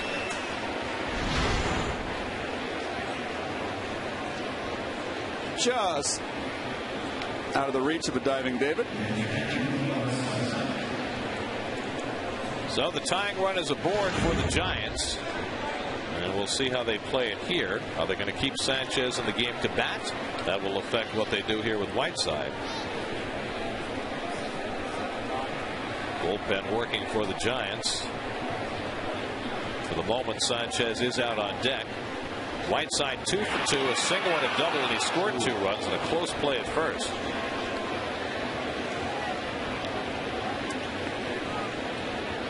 Whiteside checking it out with Tim Flannery as third base coach to see if he's being asked to bunt.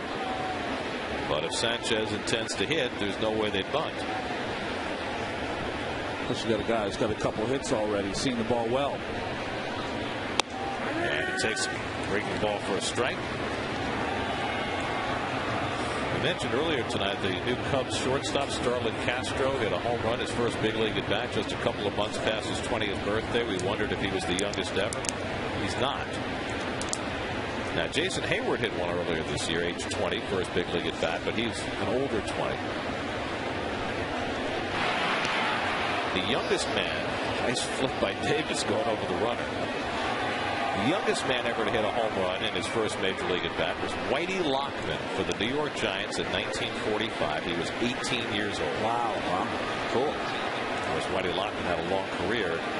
When I think of Whitey Lockman, I think of Bobby Thompson. Exactly. That classic Russ Hodges call. Lockman leads down the line from third. Hartson without too big of a lead off second. But it'll be running like the wind if Thompson hits one. Branca throws. And you know the rest.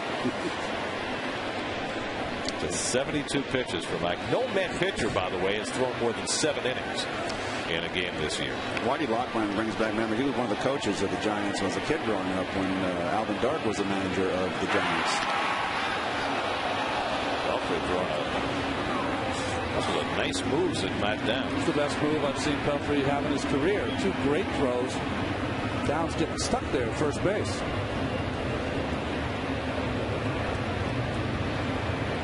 Downs is not taking a big lead. Does not have a stolen base attempt this year. He's taking off. It's a pitch out swung at by Whiteside. It may be catcher's interference, and it will be exactly that. Whiteside will go to first base. Barajas trying to catch the intentional pitch out, and Whiteside swinging at it and hitting the mitt of Barajas. That's catcher's interference. It'll go as an error on Barajas. No turn at bat for the hitter, and the Giants have 2 men on. See, this is not Barajas' fault. The fault is that Pelfrey, when you throw that pitch out's got to be another foot outside so Barajas can clear where the hitter can swing at. Now the question is Rod okay after taking that shot on his left wrist? And the assistant trainer Michael Herbst is out to have a look. It's really easy. If you want to pick a spot as a pitcher to throw that baseball, you pick the batter's box for the left-handed hitter. The line that's behind the hitter in the batter's box, you pick that line, that's where you throw to. That clears your catcher. And you also got to figure right there, it's a very unusual hit and run. You got to wonder if the Mets, if you're over in that Giant dugout, do they have our signs? And I tell you what, if I was managing that club, I'd call a meeting the next day and change the signs. Well, it made one thing easy for Bruce Bochy. It allows him to keep his starting pitcher in the game, because now Jonathan Sanchez can go up there and try and bunt the tying and lead runs into scoring position. He's put down 2 terrific bunts tonight. Mark Gardner, the bullpen coach, picking up the phone out there in the Giants bullpen. This kid's been very impressive in his first 2 bunts, by the way. Laid down a beauty in the 3rd inning with the runner at second base, made right handle the ball. And then in the 5th inning, pushed one to the first base side that resulted in a base hit, when Pelfrey made a nice backhand toss that couldn't be handled at first by Castillo. Got to make David Wright field this bunt. Would you sell out and play the wheel in this kind of situation? You could. You could play the wheel, but I don't think you want to expose yourself. You got a 1-run lead here. You don't want to expose yourself to a big inning. Of course, Bruce Bochy's already tried to play hit and run once with Sanchez.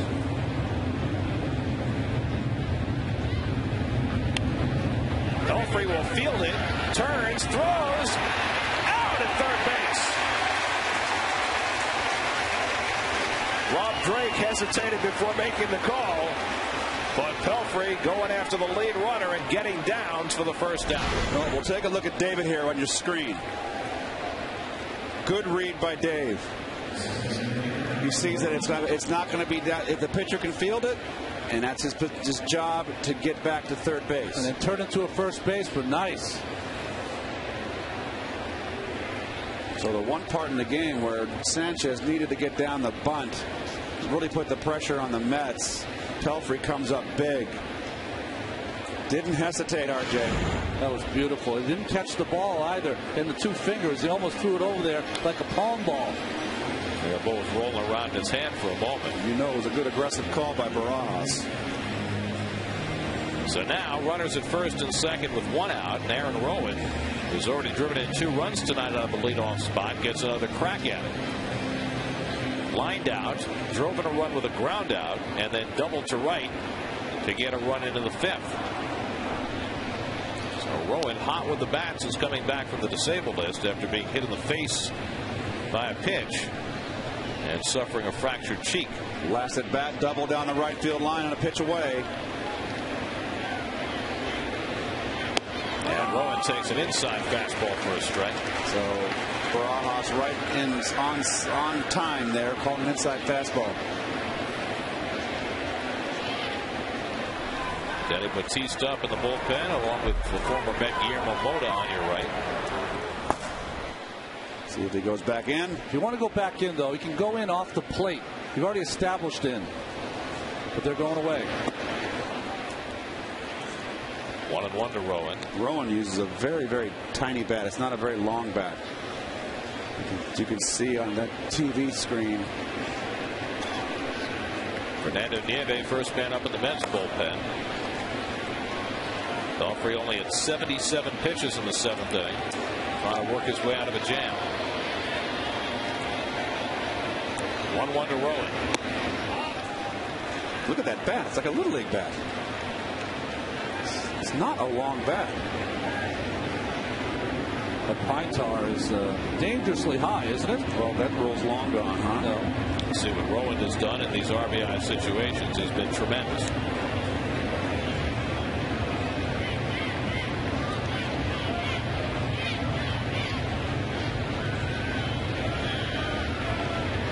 Now the 2-1. Grounded to the left side. Wright's got it. Cross body throw to second. Castillo to first. Double play. Side retired. 5-4-3. The Mets turn 2 to get Pelfrey out of a jam in the 7th.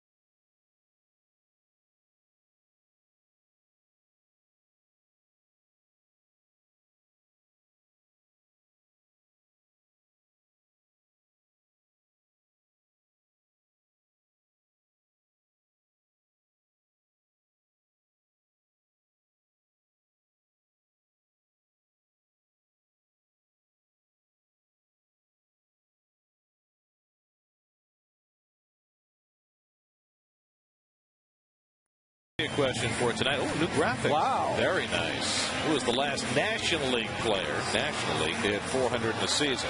You probably know the last Major League player was Ted Williams in 1941. So Bill Terry. You're not supposed Did you just shoot the clown? You're not supposed to play. Brooklyn's still in the league.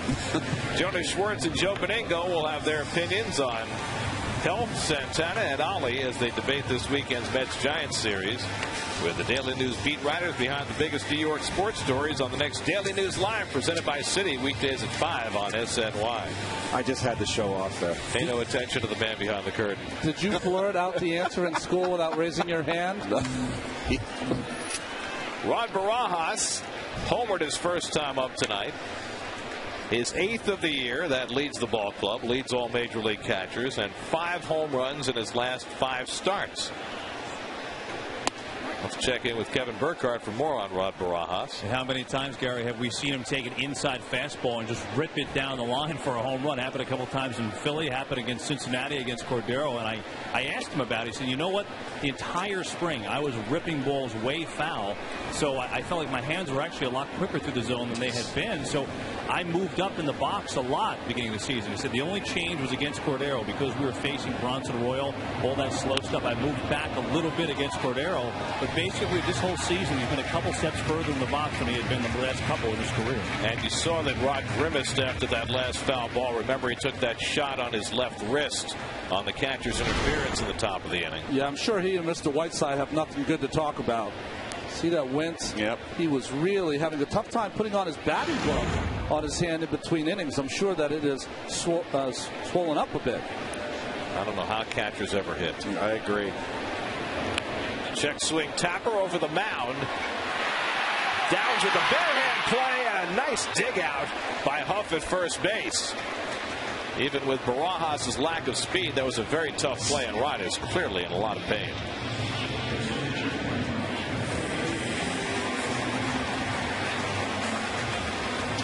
So you can barely get that glove off. It's your hand starts to swell. That's a shame.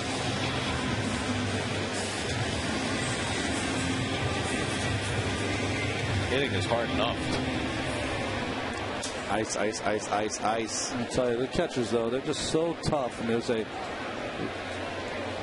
kind of like a fraternity of not leaving the game. Here's the last swing by Rod. Well, it's not really a swing. It's a check swing. It's a cricket play. That's right. That's right. Excellent. It's easier with the wider bat. How nice is it? Mr. Pelfrey going to go into the 8th? Gosh, slap me. Am I hallucinating?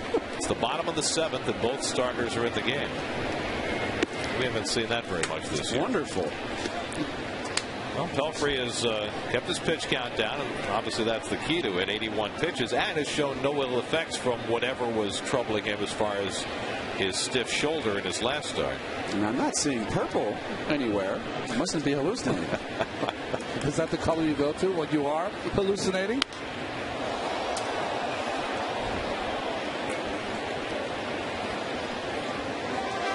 Of course, in Keith's world, hallucinating means white because when there are multiple pitchers in the game, he goes to multiple colors on his scorecard. There you go. It's true. Now he's got no colors. I have no colors on my scorecard, and I'm very happy about that. 2 to Pelfrey. The question is, will Barajas be able to stay in the game? Go back to the managerial move that Jerry Manuel made in the 10th inning on Wednesday. Riding down to third base, and Sandoval's got it.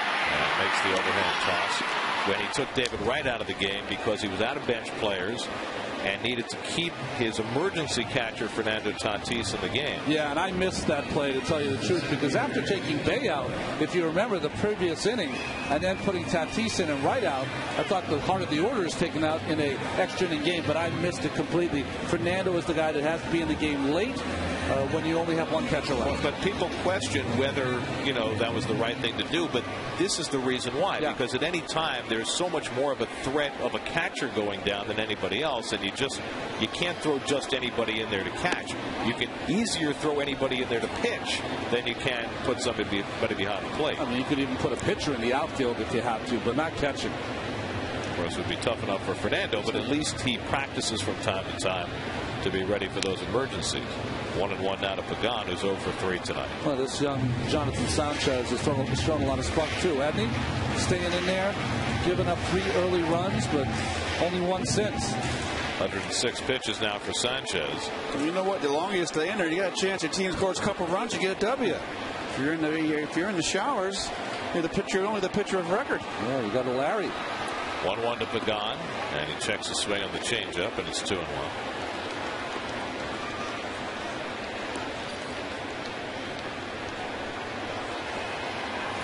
Luis Castillo would be next. Mets have gotten nothing out of their first 2 hitters tonight. They're a combined 0 for 6.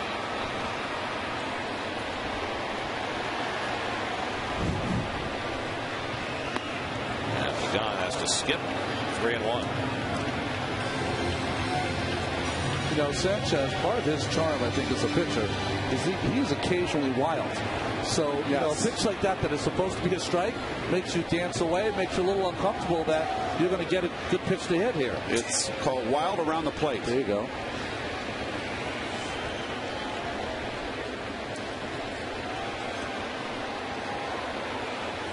On 3-1, Pagan rips one deep but foul.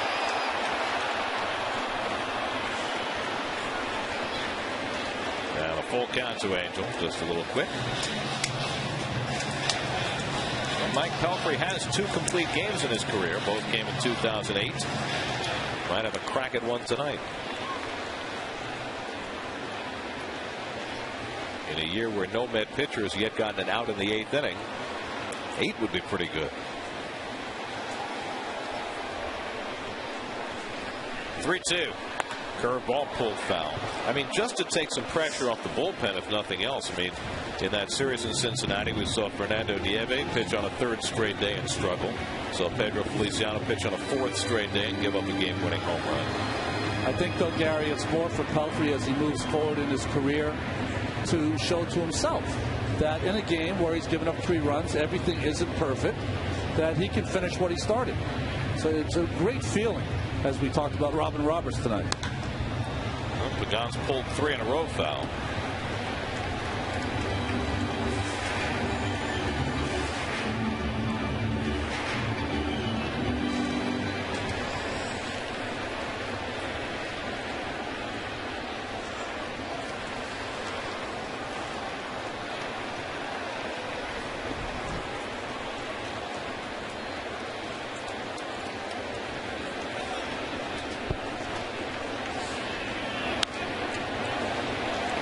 In the game where Sanchez may not have a whole lot left, Pagan is making him work hard.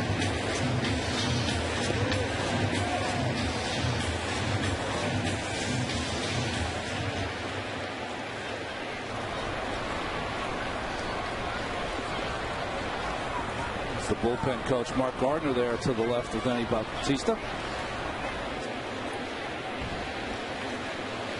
9th pitch of the at bat to Pagan. And he breaks his bat, fouls another one. New bat, same at bat. Clean up. New York Mets baseball on SNY is brought to you by Verizon Fios. TV, internet, and phone. This is Fios. This is big. By StubHub, it's easier than ever to buy and sell Mets tickets on StubHub, the official fan-to-fan ticket marketplace of the New York Mets. And by Ford, check out the best-selling vehicles in America. Drive one at your Tri-State Ford dealer today. That's with a 4-3 lead as they bat in the 7th on a beautiful night in New York.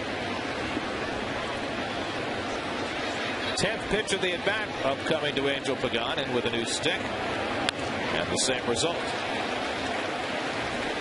Well, this is definitely going to put a dagger in Sanchez. This will be his last inning with this battle with Pagan. Nice at bat by Angel.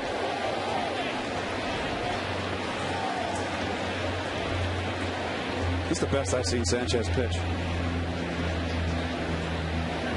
As far as command running. Yep. You know, throwing strikes before. He's always been so erratic. Popped up in foul ground. Huff coming over and has room. Side retired. So Sanchez wins that battle on the 11th pitch. Pelfrey back to the mound, nursing a 1-run lead.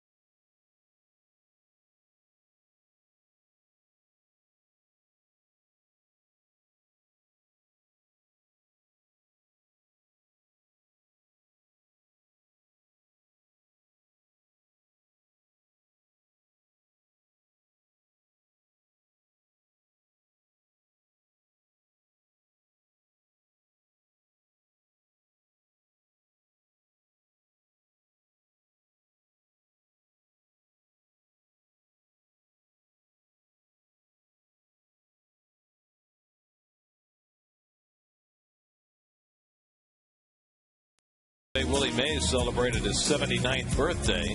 Back in 1963, when the Mets played at the Polo Grounds and Willie came back as a member of the Giants, the Mets honored him.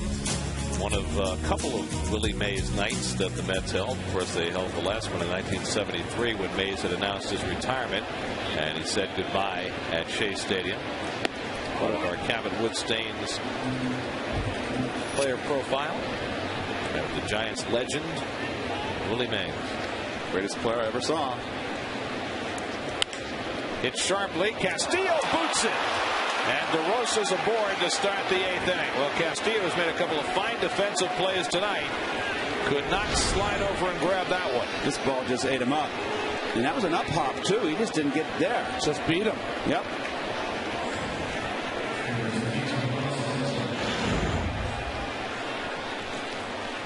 So the Mets, who have already been charged with 2 errors tonight, we'll wait to see how that one's scored. That could be a third. That's got to be a third. I think they're going to give him a hit. Nah, where were these scorekeepers when I played? That's my They haven't decided yet. Give them time. So now the tying run is aboard, and Pablo Sandoval, the batter, 0 for 3, grounded out twice and struck out. Upstairs. All fastballs to Sandoval. You see what Sandoval's saying to himself? That there's Sergio Romo up for the Giants, and Pablo knows Sandoval. He knows that he's getting under that pitch. You saw his motion with that lead arm. Swing level, get on top of that pitch. They did charge an error to Castillo, the Mets' third of the night. Look at that. Keep running it up there. He's blind up there. Well, he struck him out on 3 high fastballs in the 5th, and he's just continuing the same program. That's a good pitch.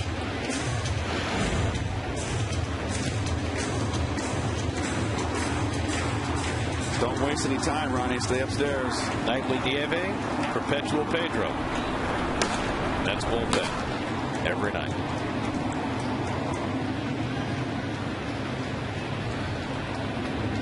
Another high fastball. This one he pops up. Right coming over.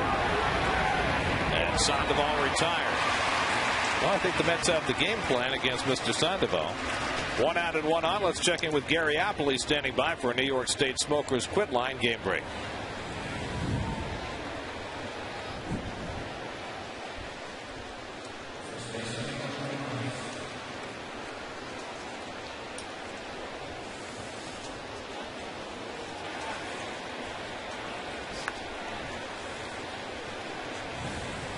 And Moyer's taking a turn at bat now in the bottom of the 8th. So he may be trying to go 9 at age 47. You meet a new trend. Here's Aubrey Huff, who's 1 for 3, a bunt single back in the 2nd. Tying run at first with 1 out. And Huff rockets one into center field for a base hit. DeRosa turns 2nd and holds on there as Pagan gets it in. And so now the tying run is in scoring position with Juan Uribe coming up. And how much further will Jerry Manuel go with Mike Pelfrey? There's a couple rockets right there. Even though that was ruled an error on Castillo, it's time to get Pelf out. So the sign goes out for Fernando Nieve, and Pelfrey will leave after the longest outing by a Mets starter this season. He goes 7 1/3. He's allowed 3 runs and 8 hits, and he will exit with the tying and potential go-ahead runs on base. So Pelfrey is done. Nieve coming in. Pitching change brought to you by Lincoln Mercury.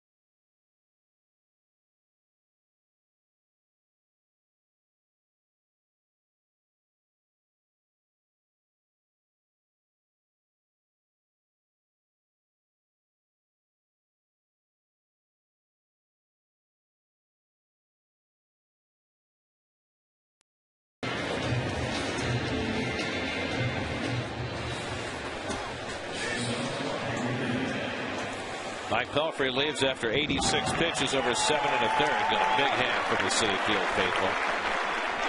Well deserved. So a nice bounce back for Pelfrey. Certainly nothing wrong with his shoulder tonight. Now Fernando Nieve, who's had a couple of days to rest, comes in to face Juan Uribe with 2 men on. And the slider bounced foul. Nice first pitch there by Nieve. He was watching out there in the bullpen. Uribe hit that little sinker inside, pulled off it, countered with a nice slider away. Although Fernando Nieve, for the most part against right-handed hitters, stays away, right with the fastball and the slider. He likes to pound away. He was throwing hard that one day. And the first time out, I was at Cincinnati, and he was bringing it. And another slider, and he's ahead on Uribe 0-2. Good one. Better than the first. Let's think about it this way. You have your advanced scout in Cincinnati telling you that this guy Nieve's throwing hard. He loves his fastball. First 2 pitches, sliders to Uribe. League leading 18th appearance for Fernando Nieve. Grounded to third. Right. Underhands to second. Castillo not in time. It took a long time for that ball to get from right to Castillo with that underhand toss. Might have cost him a chance for 2. It did.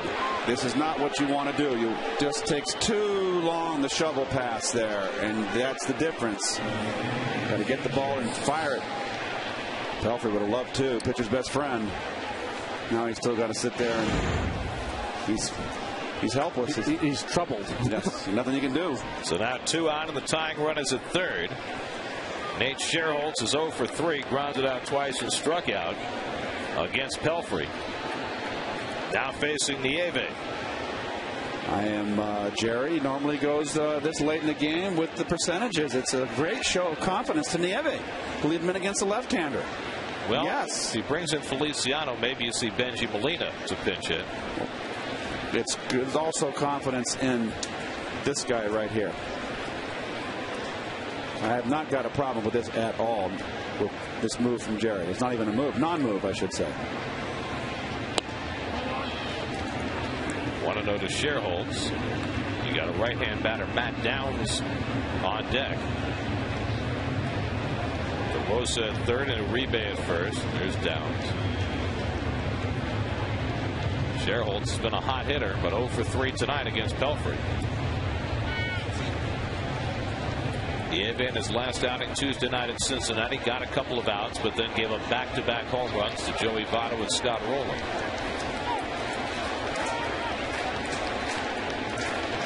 Fastball looped into left. On comes Bay. He's there. Side retired. 2 big outs for Nieve to keep the lead for Pelfrey. 4-3 New York.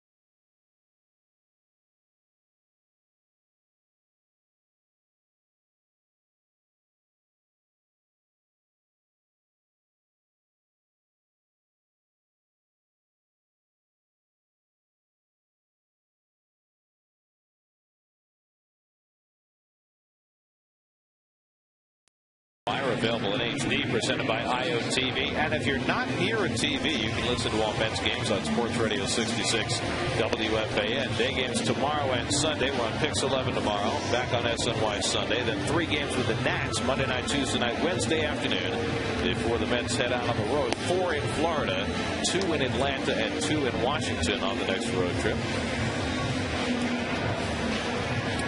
Johan Santana tries to bounce back from arguably the worst start of his major league career against Todd Wellemeyer, the journeyman. And then Oliver Perez gets a tall task on Sunday against the 2-time defending Cy Young Award winner. And I don't believe those are the correct numbers for Tim Lincecum. He's a little bit better than that. I don't think he's ever had his numbers, but that's how it goes. Well, Denny Bautista's in the game. Started out in the Marlins minor league system. Saw his first major league action with Baltimore. Was in Kansas City, Colorado, Detroit. His last 2 seasons in Pittsburgh, where he appeared in 49 games. This is his first season with the San Francisco organization. By the way, just for the record, Lincecum 4-0, 1.70, 8 walks and 56 strikeouts. Petty little things, Gary, you know. Nice little Mother's Day matchup. Denny Bautista, a distant cousin of Pedro Martinez, pitching in the bottom of the 8th inning. Hasn't quite had the same level of success in his big league career. He's got a hard sink, throws straight over the top with a good changeup. It'll be Castillo, Reyes, and Bay trying to get some insurance before handing it off to Frankie Rodriguez in the ninth. And Bautista behind on Castillo, 2-0. Louis has been up 3 times, grounded all 3.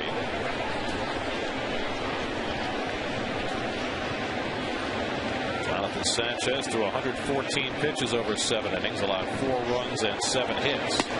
Castillo taking all the way, and it's 3-0. And Bautista not coming close. There's been only 1 walk in this game. Belfry didn't walk anybody. Sanchez, who's not known for great control, walked only 1. And here's the second walk of the game. Castillo aboard to start the bottom of the 8th as A-Rod gets ready. Gosh, come in and don't throw a strike. Now Reyes, would you sacrifice with Jose? No.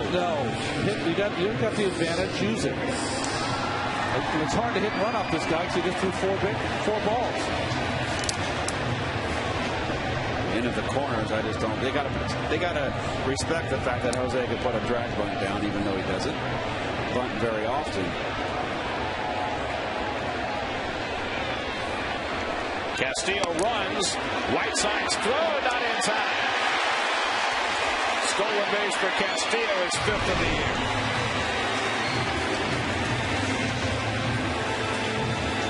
Boy, he got a perfect throw, a perfect pitch to throw, but it just tells you that Castillo stole that on the pitcher. Yep. He had just walked Castillo on 4 pitches. What is Bautista worried about? That first pitch to Reyes, not the base runner. So now Reyes, at least trying to get him over, needs to pull the ball here. Tries to drop down a bunt and misses it, and it's 0-2. Looking to bunt for a base hit more than anything. He's too good a hitter to bunt. I agree. I look at it this way. You got 3 chances with your 3, 4, 5 hitters to drive in a run. Take a shot. Just don't think that Jose really thinks like a number 3. I agree.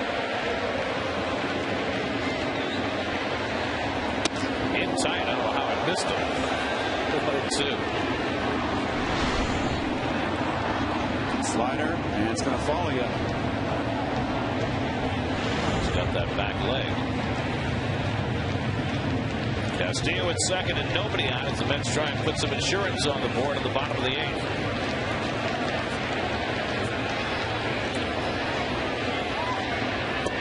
Tied him off. Did he go? Oh boy. Third base umpire Rob Drake. Let's see. Nope, he kept it back. What do you think, RJ? Every muscle in his body went, just the bat didn't go. Yep.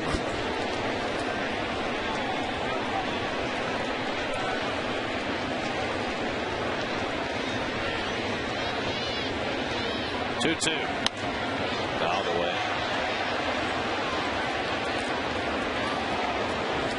I think those are the updated, corrected numbers. Very nice. Good.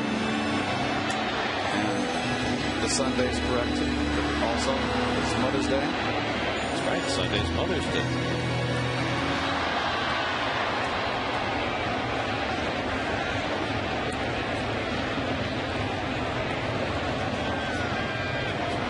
2-2 to Reyes. And the breaking ball fouled off.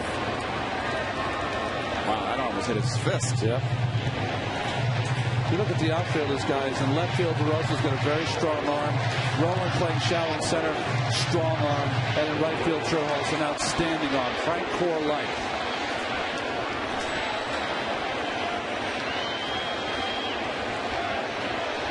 Fastball away here. 7th pitch of the at-bat to Reyes. And there'll be an 8th.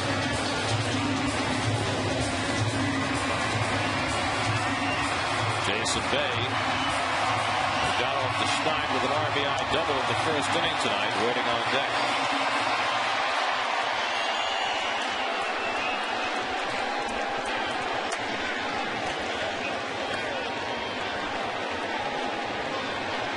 Again, the 2-2. Struck him out.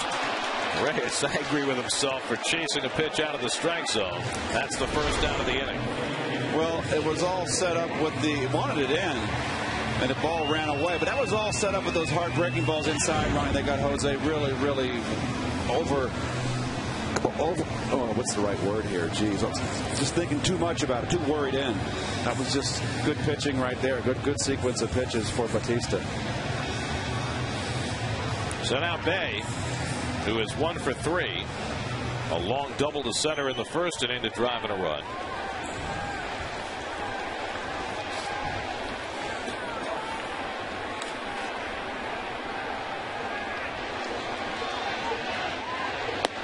And a fastball on the inside edge at 95. Second baseman Downs playing way over near the bag. Yeah, Gibbs Bay was working on that this afternoon. Nice shot to try to hit that ball to right field if Bautista stays away.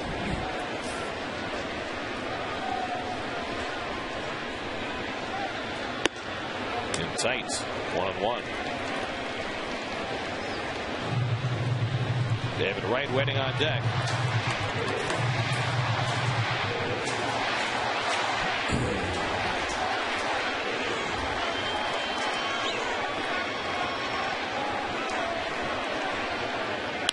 Slider hit to center field. Rowan has it lined up. Castillo tagging at second. They'll head for third. Rowan's throw coming in too late. Fly ball by Bay for the second out. Castillo now at third. Coming up tonight on Geico Sports Night after the postgame show, all the action from the National League East.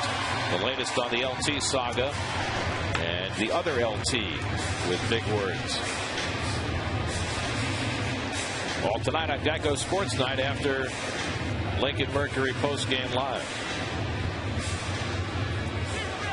Got to be heads up if you're Luis Castillo here. Bautista has not shown a lot of control. They've been going after right with breaking balls. Tend to bounce one in this pressure situation. David tonight has drawn a walk and had an infield hit. He's stolen a base. 1 for 2.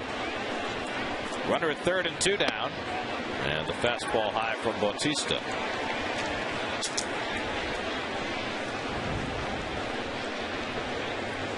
Castillo at third, Wright leading the club in RBIs with 21.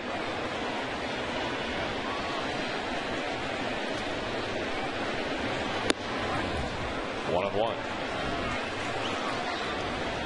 Mets have hit 3 home runs tonight, 2 off the bat of Ike Davis and 1 from Rod Barajas. Doesn't look like Davis is going to get a 4th at bat unless the Giants rally or the Mets get a couple more men to the plate in this inning. 1-2 to Wright. Well, after Bautista walked Castillo to lead off this inning on 4 straight pitches, he's kind of found his rhythm. 29-year-old right-hander from the Dominican. He pitched with the Pirates last year.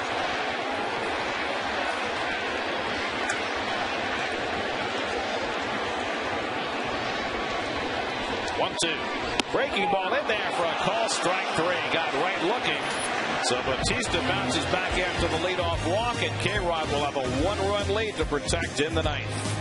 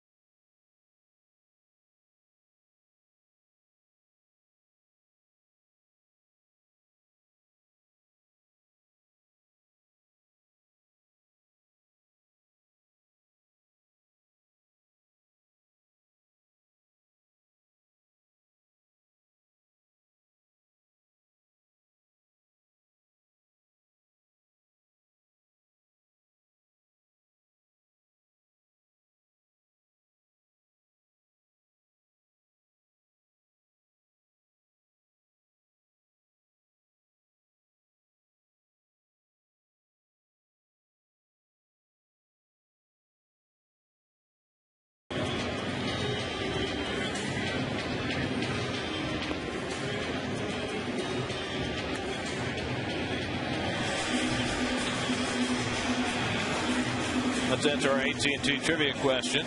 We asked who was the last National League player to hit 400 in a season, and Keith shot the clown. It was Bill Terry. Yes, it was, of course. Who asked, is Brooklyn still in the league? 1930. Player manager at one point for the Giants. Well, Frankie Rodriguez hasn't allowed a run in the first 18 innings of any game this year. That's right. And looking forward to having this save opportunity. 4 out of 5 this year. Those strikeouts, 16 and 12 2/3. He protected a 1-run victory on Tuesday night in Cincinnati with a 1-2-3 ninth.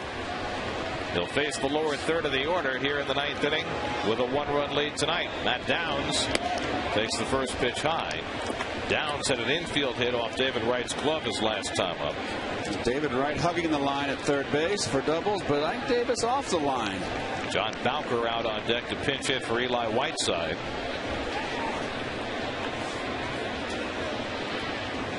And a check swing. He held it in time. 2-0 to Downs. Keith, you say that like you'd like Ike closer to the line. A little bit closer, yeah. Especially no leadoff doubles. But, you know, that's the manager's choice right there. I play for managers that didn't like you to guard the lines. Downs, the rookie second baseman, leading off in the 9th, and he takes a letter-high strike, 2-1. So you got Bowker, a left-hand hitter on deck to bat for Whiteside. 2 other left-handed bats on Bruce Bochy's bench, Travis Ishikawa and Andres Torres.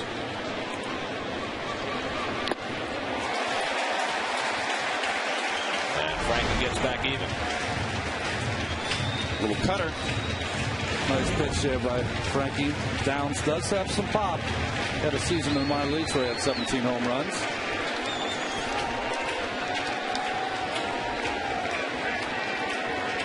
Swinging for the Downs.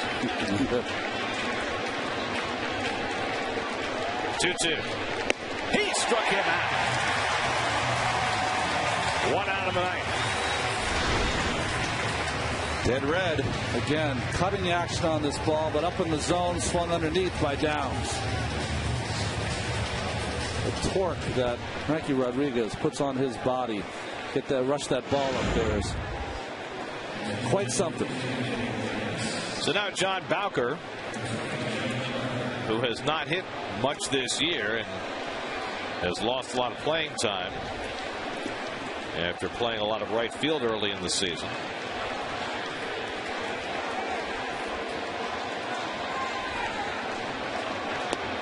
He takes a strike.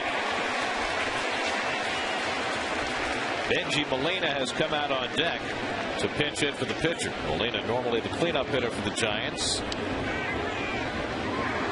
Not starting tonight with Whiteside behind the plate. 1-1 to Bowker.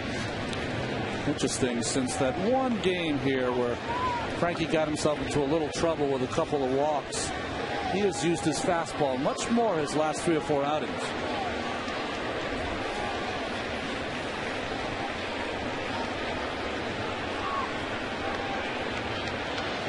And Bowker pulls one foul. 1-2.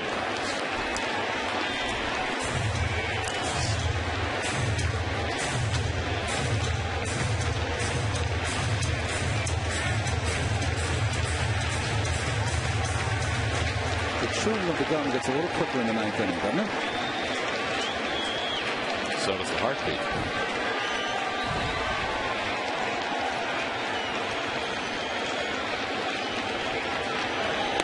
Breaking ball just Oh, my word. I think that broke so sharp it fooled the umpire. Yeah, Hunter Wennerstad was right on the verge of calling it a strike, but watch where Braz catches it. Such a sharp late breaker.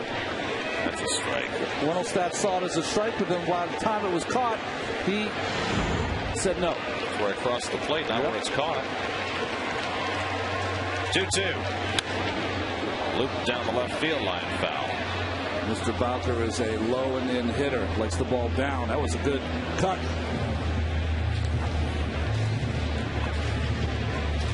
First career at bat for Bowker against K-Rod.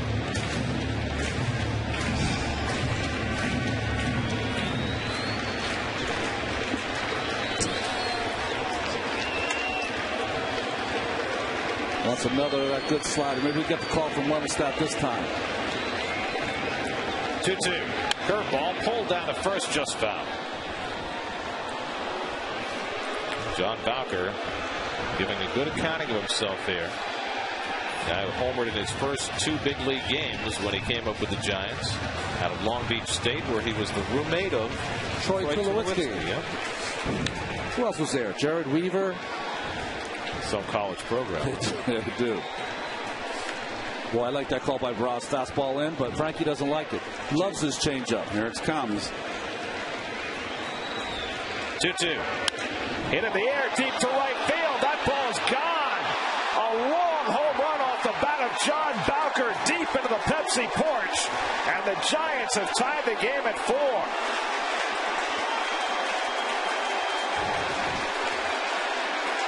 Pretty impressive at bat. Bowker's second home run of the year, and he crushed it.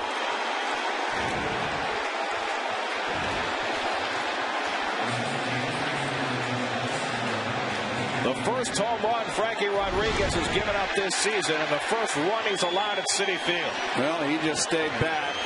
Too much plate. That's a heck of an at bat. Going back to the 1-2 pitch, the curveball that should have been strike 3. And Barajas on that last pitch called fastball in. Frankie shook him off with his changeup and cost the Mets. First career pinch hit home run for John Bowker, and it ties the game. Now Benji Molina pinch hitting for the pitcher. He'll stay in the game behind the plate, with Whiteside leaving for a pinch hitter and the curveball for a strike. You really want to bounce this changeup to Bowker. You think he's going to swing over the top of it, but the ILTV pitch differential up in the strike zone. Good hitting by Bowker. Now Molina waving at the breaking ball, and it's 0-2. I think we'd all agree we like this pitch, but this is how the game goes. Doesn't it always work out that way? Yep. It's just incredible. Well, Hunter Wendelstedt said it was a ball, and so the at-bat continued, and Bowker took advantage. 0-2 to Molina.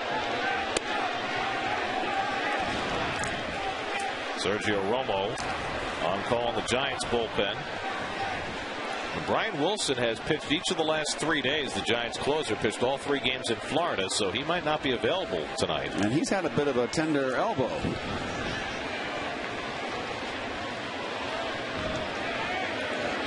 Molina takes it on the outside corner. Strike 3 called. So after a steady diet of breaking balls, Frankie got him looking at a fastball for the second out. Perfect pitch right in the corner.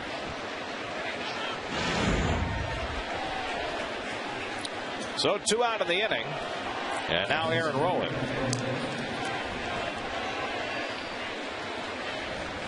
Well, you know what the Giants tying this game means. It means Ike Davis is going to get another at bat. Nice. Ike's hit 2 home runs tonight. Looked like he might not get a chance at a third. Now he will. Curveball in for a strike. Well, I shouldn't say he will. He might. Because if Frank Core, hits a home run. There you go. Well, there is Brian Wilson, so apparently available if the Giants were able to get him a lead here in the ninth. Rowan lines one into left field, and it falls for a base hit. So now the go-ahead run aboard. Second hit of the inning off K-Rod. Boy, Rowan is really swinging the bat well right now. Well, first ball, fastball hitting. Right after it. Pitcher with Frankie's stuff. Don't give him a chance to dipsy-do you, man. He knows you're a fastball first pitch. Get your hack and get the heck out of the box. I hear you. So now Mark DeRosa, who's 0 for 4 tonight, has driven in a run with a ground out. Has a home run in 4 career at-bats against Frankie Rodriguez. And the slider off the plate for ball 1.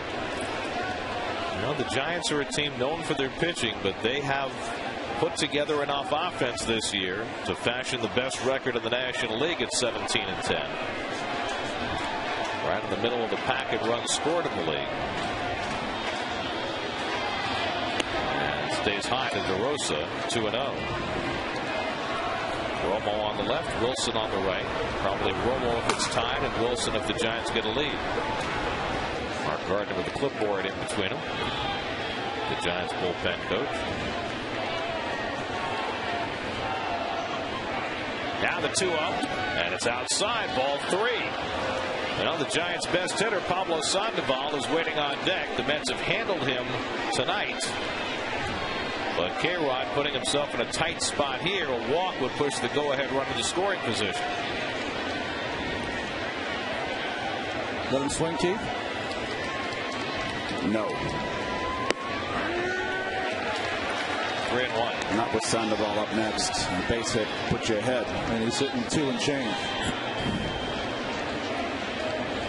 Second blown save of the year for K-Rod. Now just trying to keep the game tied. There goes Rowan. Popped up foul. That'll come back out of play. And of course, the blown save for K-Rod means a no decision for Mike Pelfrey. That's a shame. Boy, he had quite a game tonight. I believe a balk was just called against Frankie Rodriguez, which is why Rowan's still at second. And I think that if I can read lips, Paul Schreiber said he didn't stop. So that is not strike 2. It's going to be a 3-1 count. Let's see. That's a little tough, isn't it? He's cutting it close in this nice game. Wow. So it's a 3-1 count, correct? Yes, the pitch does not count. That's right. Rowan's asking it's 3-1, right? Schreiber nods his head. So on a balk, a runner in scoring position for DeRosa with a 3-1 count, and Sandoval on deck.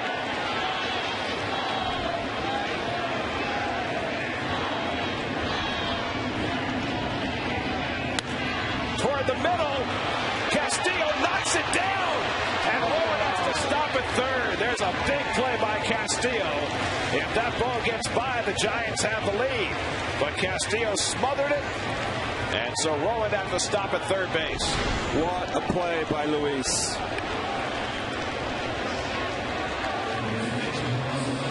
The reason you dive on this ball, you stop from scoring to make the play. The other side of second base, Ronnie. Unbelievable. Wow. Give your pitcher another shot to stay in the inning. Louis came up looking at third base to see if Rowan had gone too far. There's Tim Flannery, the third base coach, Keith. Now he's got to hold him up right there. You always rely on your third base coach. Your back's to the play. Nice play, Luis. Here's your Home Depot doing more on defense. Wow, just to the tip of his glove. Ability to get up to his feet so quickly. He's made a couple of fine plays tonight. Just the first play of the game against Rowan when he made that diving stop up the middle. That play shades of 2003. Yeah. Well, you know, his range to his right is better than his range to his left. And we've seen that a couple of times tonight. So here's Sandoval, who's 0 for 4 tonight. Mets have given him a heavy diet of high fastballs. First and third and 2 out. Tie game, 9th inning. And that fastball at the bottom of the strike zone. 0-1. The problem you have with Sandoval is that K-Rod does not usually pitch up in the strike zone with his fastball, and Sandoval can hit the ball off the plate. Good bat ball hitter. Giants now with 11 hits in the game, but Sandoval's been struggling. Foul away. And Frankie's ahead 0-2. What in the heck happened there? Oh, Ronnie said he's a bad ball hitter.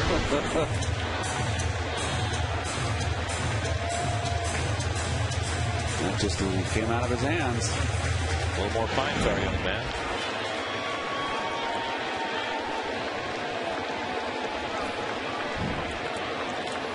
Well, that's Barricito having a little fun with Mr. Sandoval. And you see him choking up on that bat. You kids, take a look. Barry Bonds used to choke up on that bat. Slider. He'll be ready to block it. 0-2 to Sandoval. Fouled off the end of the bat. Sandoval is really struggling here. He's got a breaking ball to hit right there. He's got a little bit of his weight shifting forward, and that's every hitter when they slump. Get out in front. Don't stay back.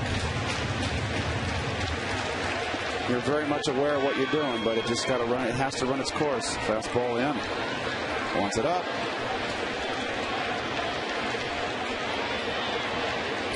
DeRosa runs. Sandoval fouls it off. The fastball maybe not as high as Barajas wanted it from K-Rod.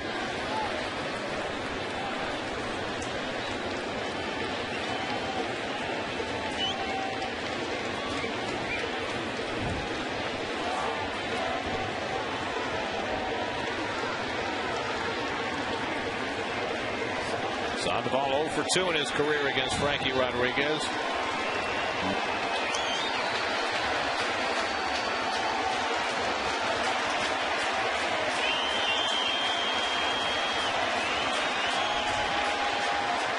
Again, the 0-2. Fake to third. Rosa, who was running on the last pitch, not buying first movement.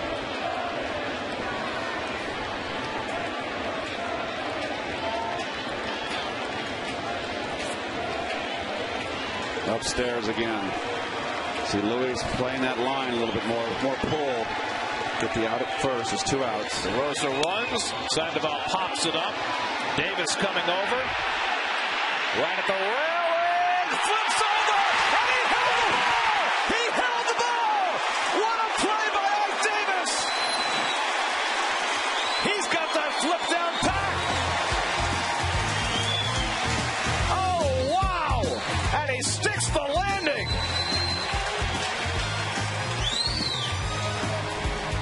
And Davis will get a chance at a third home run to add to that in the bottom of the ninth.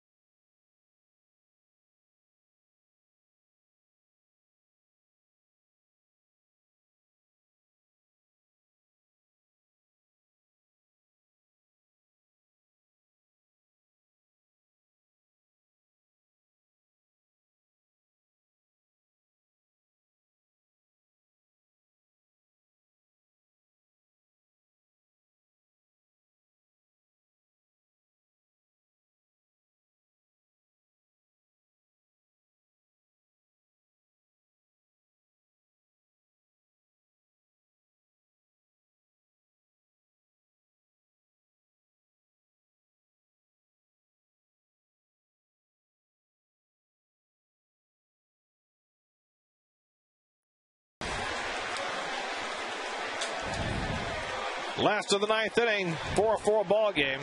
Jeff Francora leads off. Benji Molina now doing the catching. Sergio Romo on the mound. And Francora swings and misses at a breaking ball, 0-1. Jeff is 0 for 3 tonight. Struck out his last 2 at bats. 27-year-old right-hander, 41 strikeouts and 11 bases on balls last year. Leads the team in strikeouts this year with 16 to 1 single walk. And he gets ahead on Francora 0-2. Get that crossfire slurve that he throws. A sprained right elbow last season. Missed a lot of time. Ike Davis on deck, and then Rod Barajas here in the last of the ninth. Francora lays off, and it's 1-2. Well, Ike Davis has contributed 2 home runs and an even more spectacular play than the first dugout flip that he did. Well, the Mets made 2 spectacular defensive plays that last inning. Luis Castillo saved the run, and then Ike Davis finished the inning off with that tremendous catch. Check swing, tough play. In comes Sandoval. See? No! Oh, no! First base umpire, Angel Hernandez, calling Frank Core out. And we'll have to look at a replay, but with the naked eye, it looked for sure as though he had beaten it.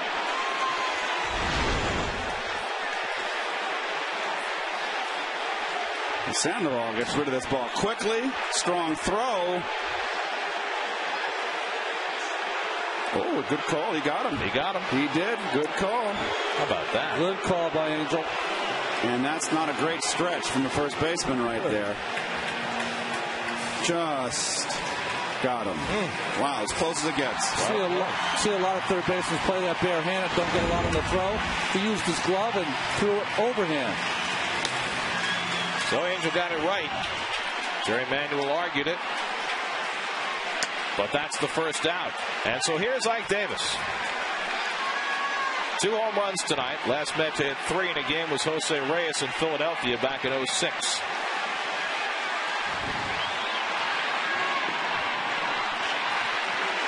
No Met ever hit 3 home runs in a game at Shea Stadium. And nobody's done it yet at Citi Field. Outfielders deep, no doubles.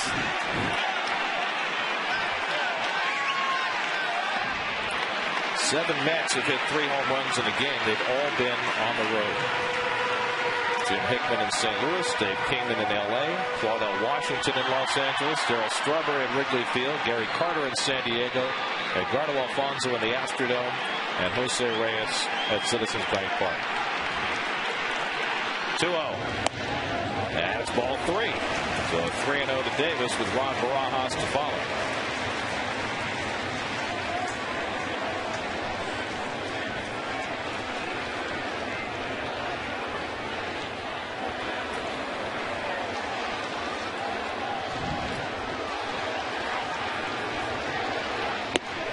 There's a strike, 3-1. Well, he got a fastball 3-0. Probably going to get a fastball away 3-1. Gary and Keith, can he go coast to coast to coast? Right field, center field, maybe one to left?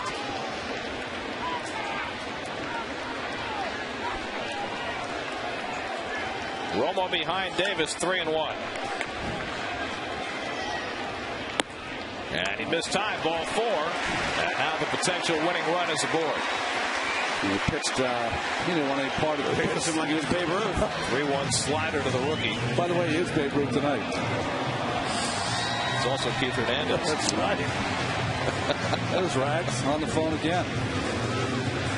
So now Ron Barajas, who hit a 9th inning home run to win a game in Cincinnati 3 nights ago. He already has a home run tonight. And he's already had two home run games this year. One here and one in Philadelphia. Ron leads the team with 8 home runs, has 15 runs batted in. Davis at first and 1 out. And that slider misses for ball 1. Frank Catalanato has come out on deck to pinch hit for Frankie Rodriguez. Frank got a big hit in the game on Wednesday to get a 9th inning rally started.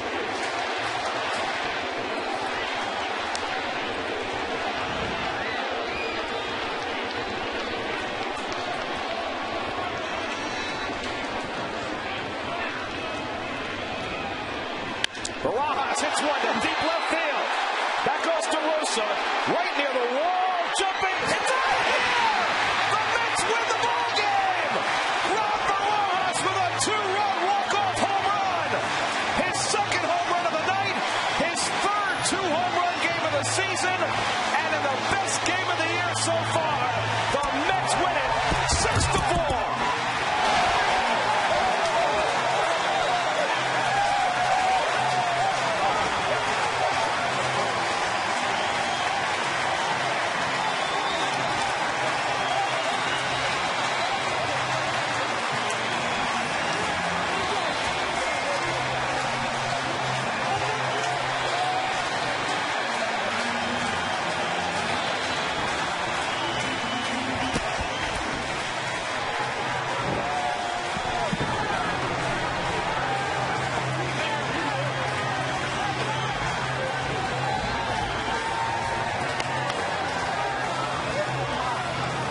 2 home runs for Ike Davis, 2 home runs for Ron Barajas, including the game winner.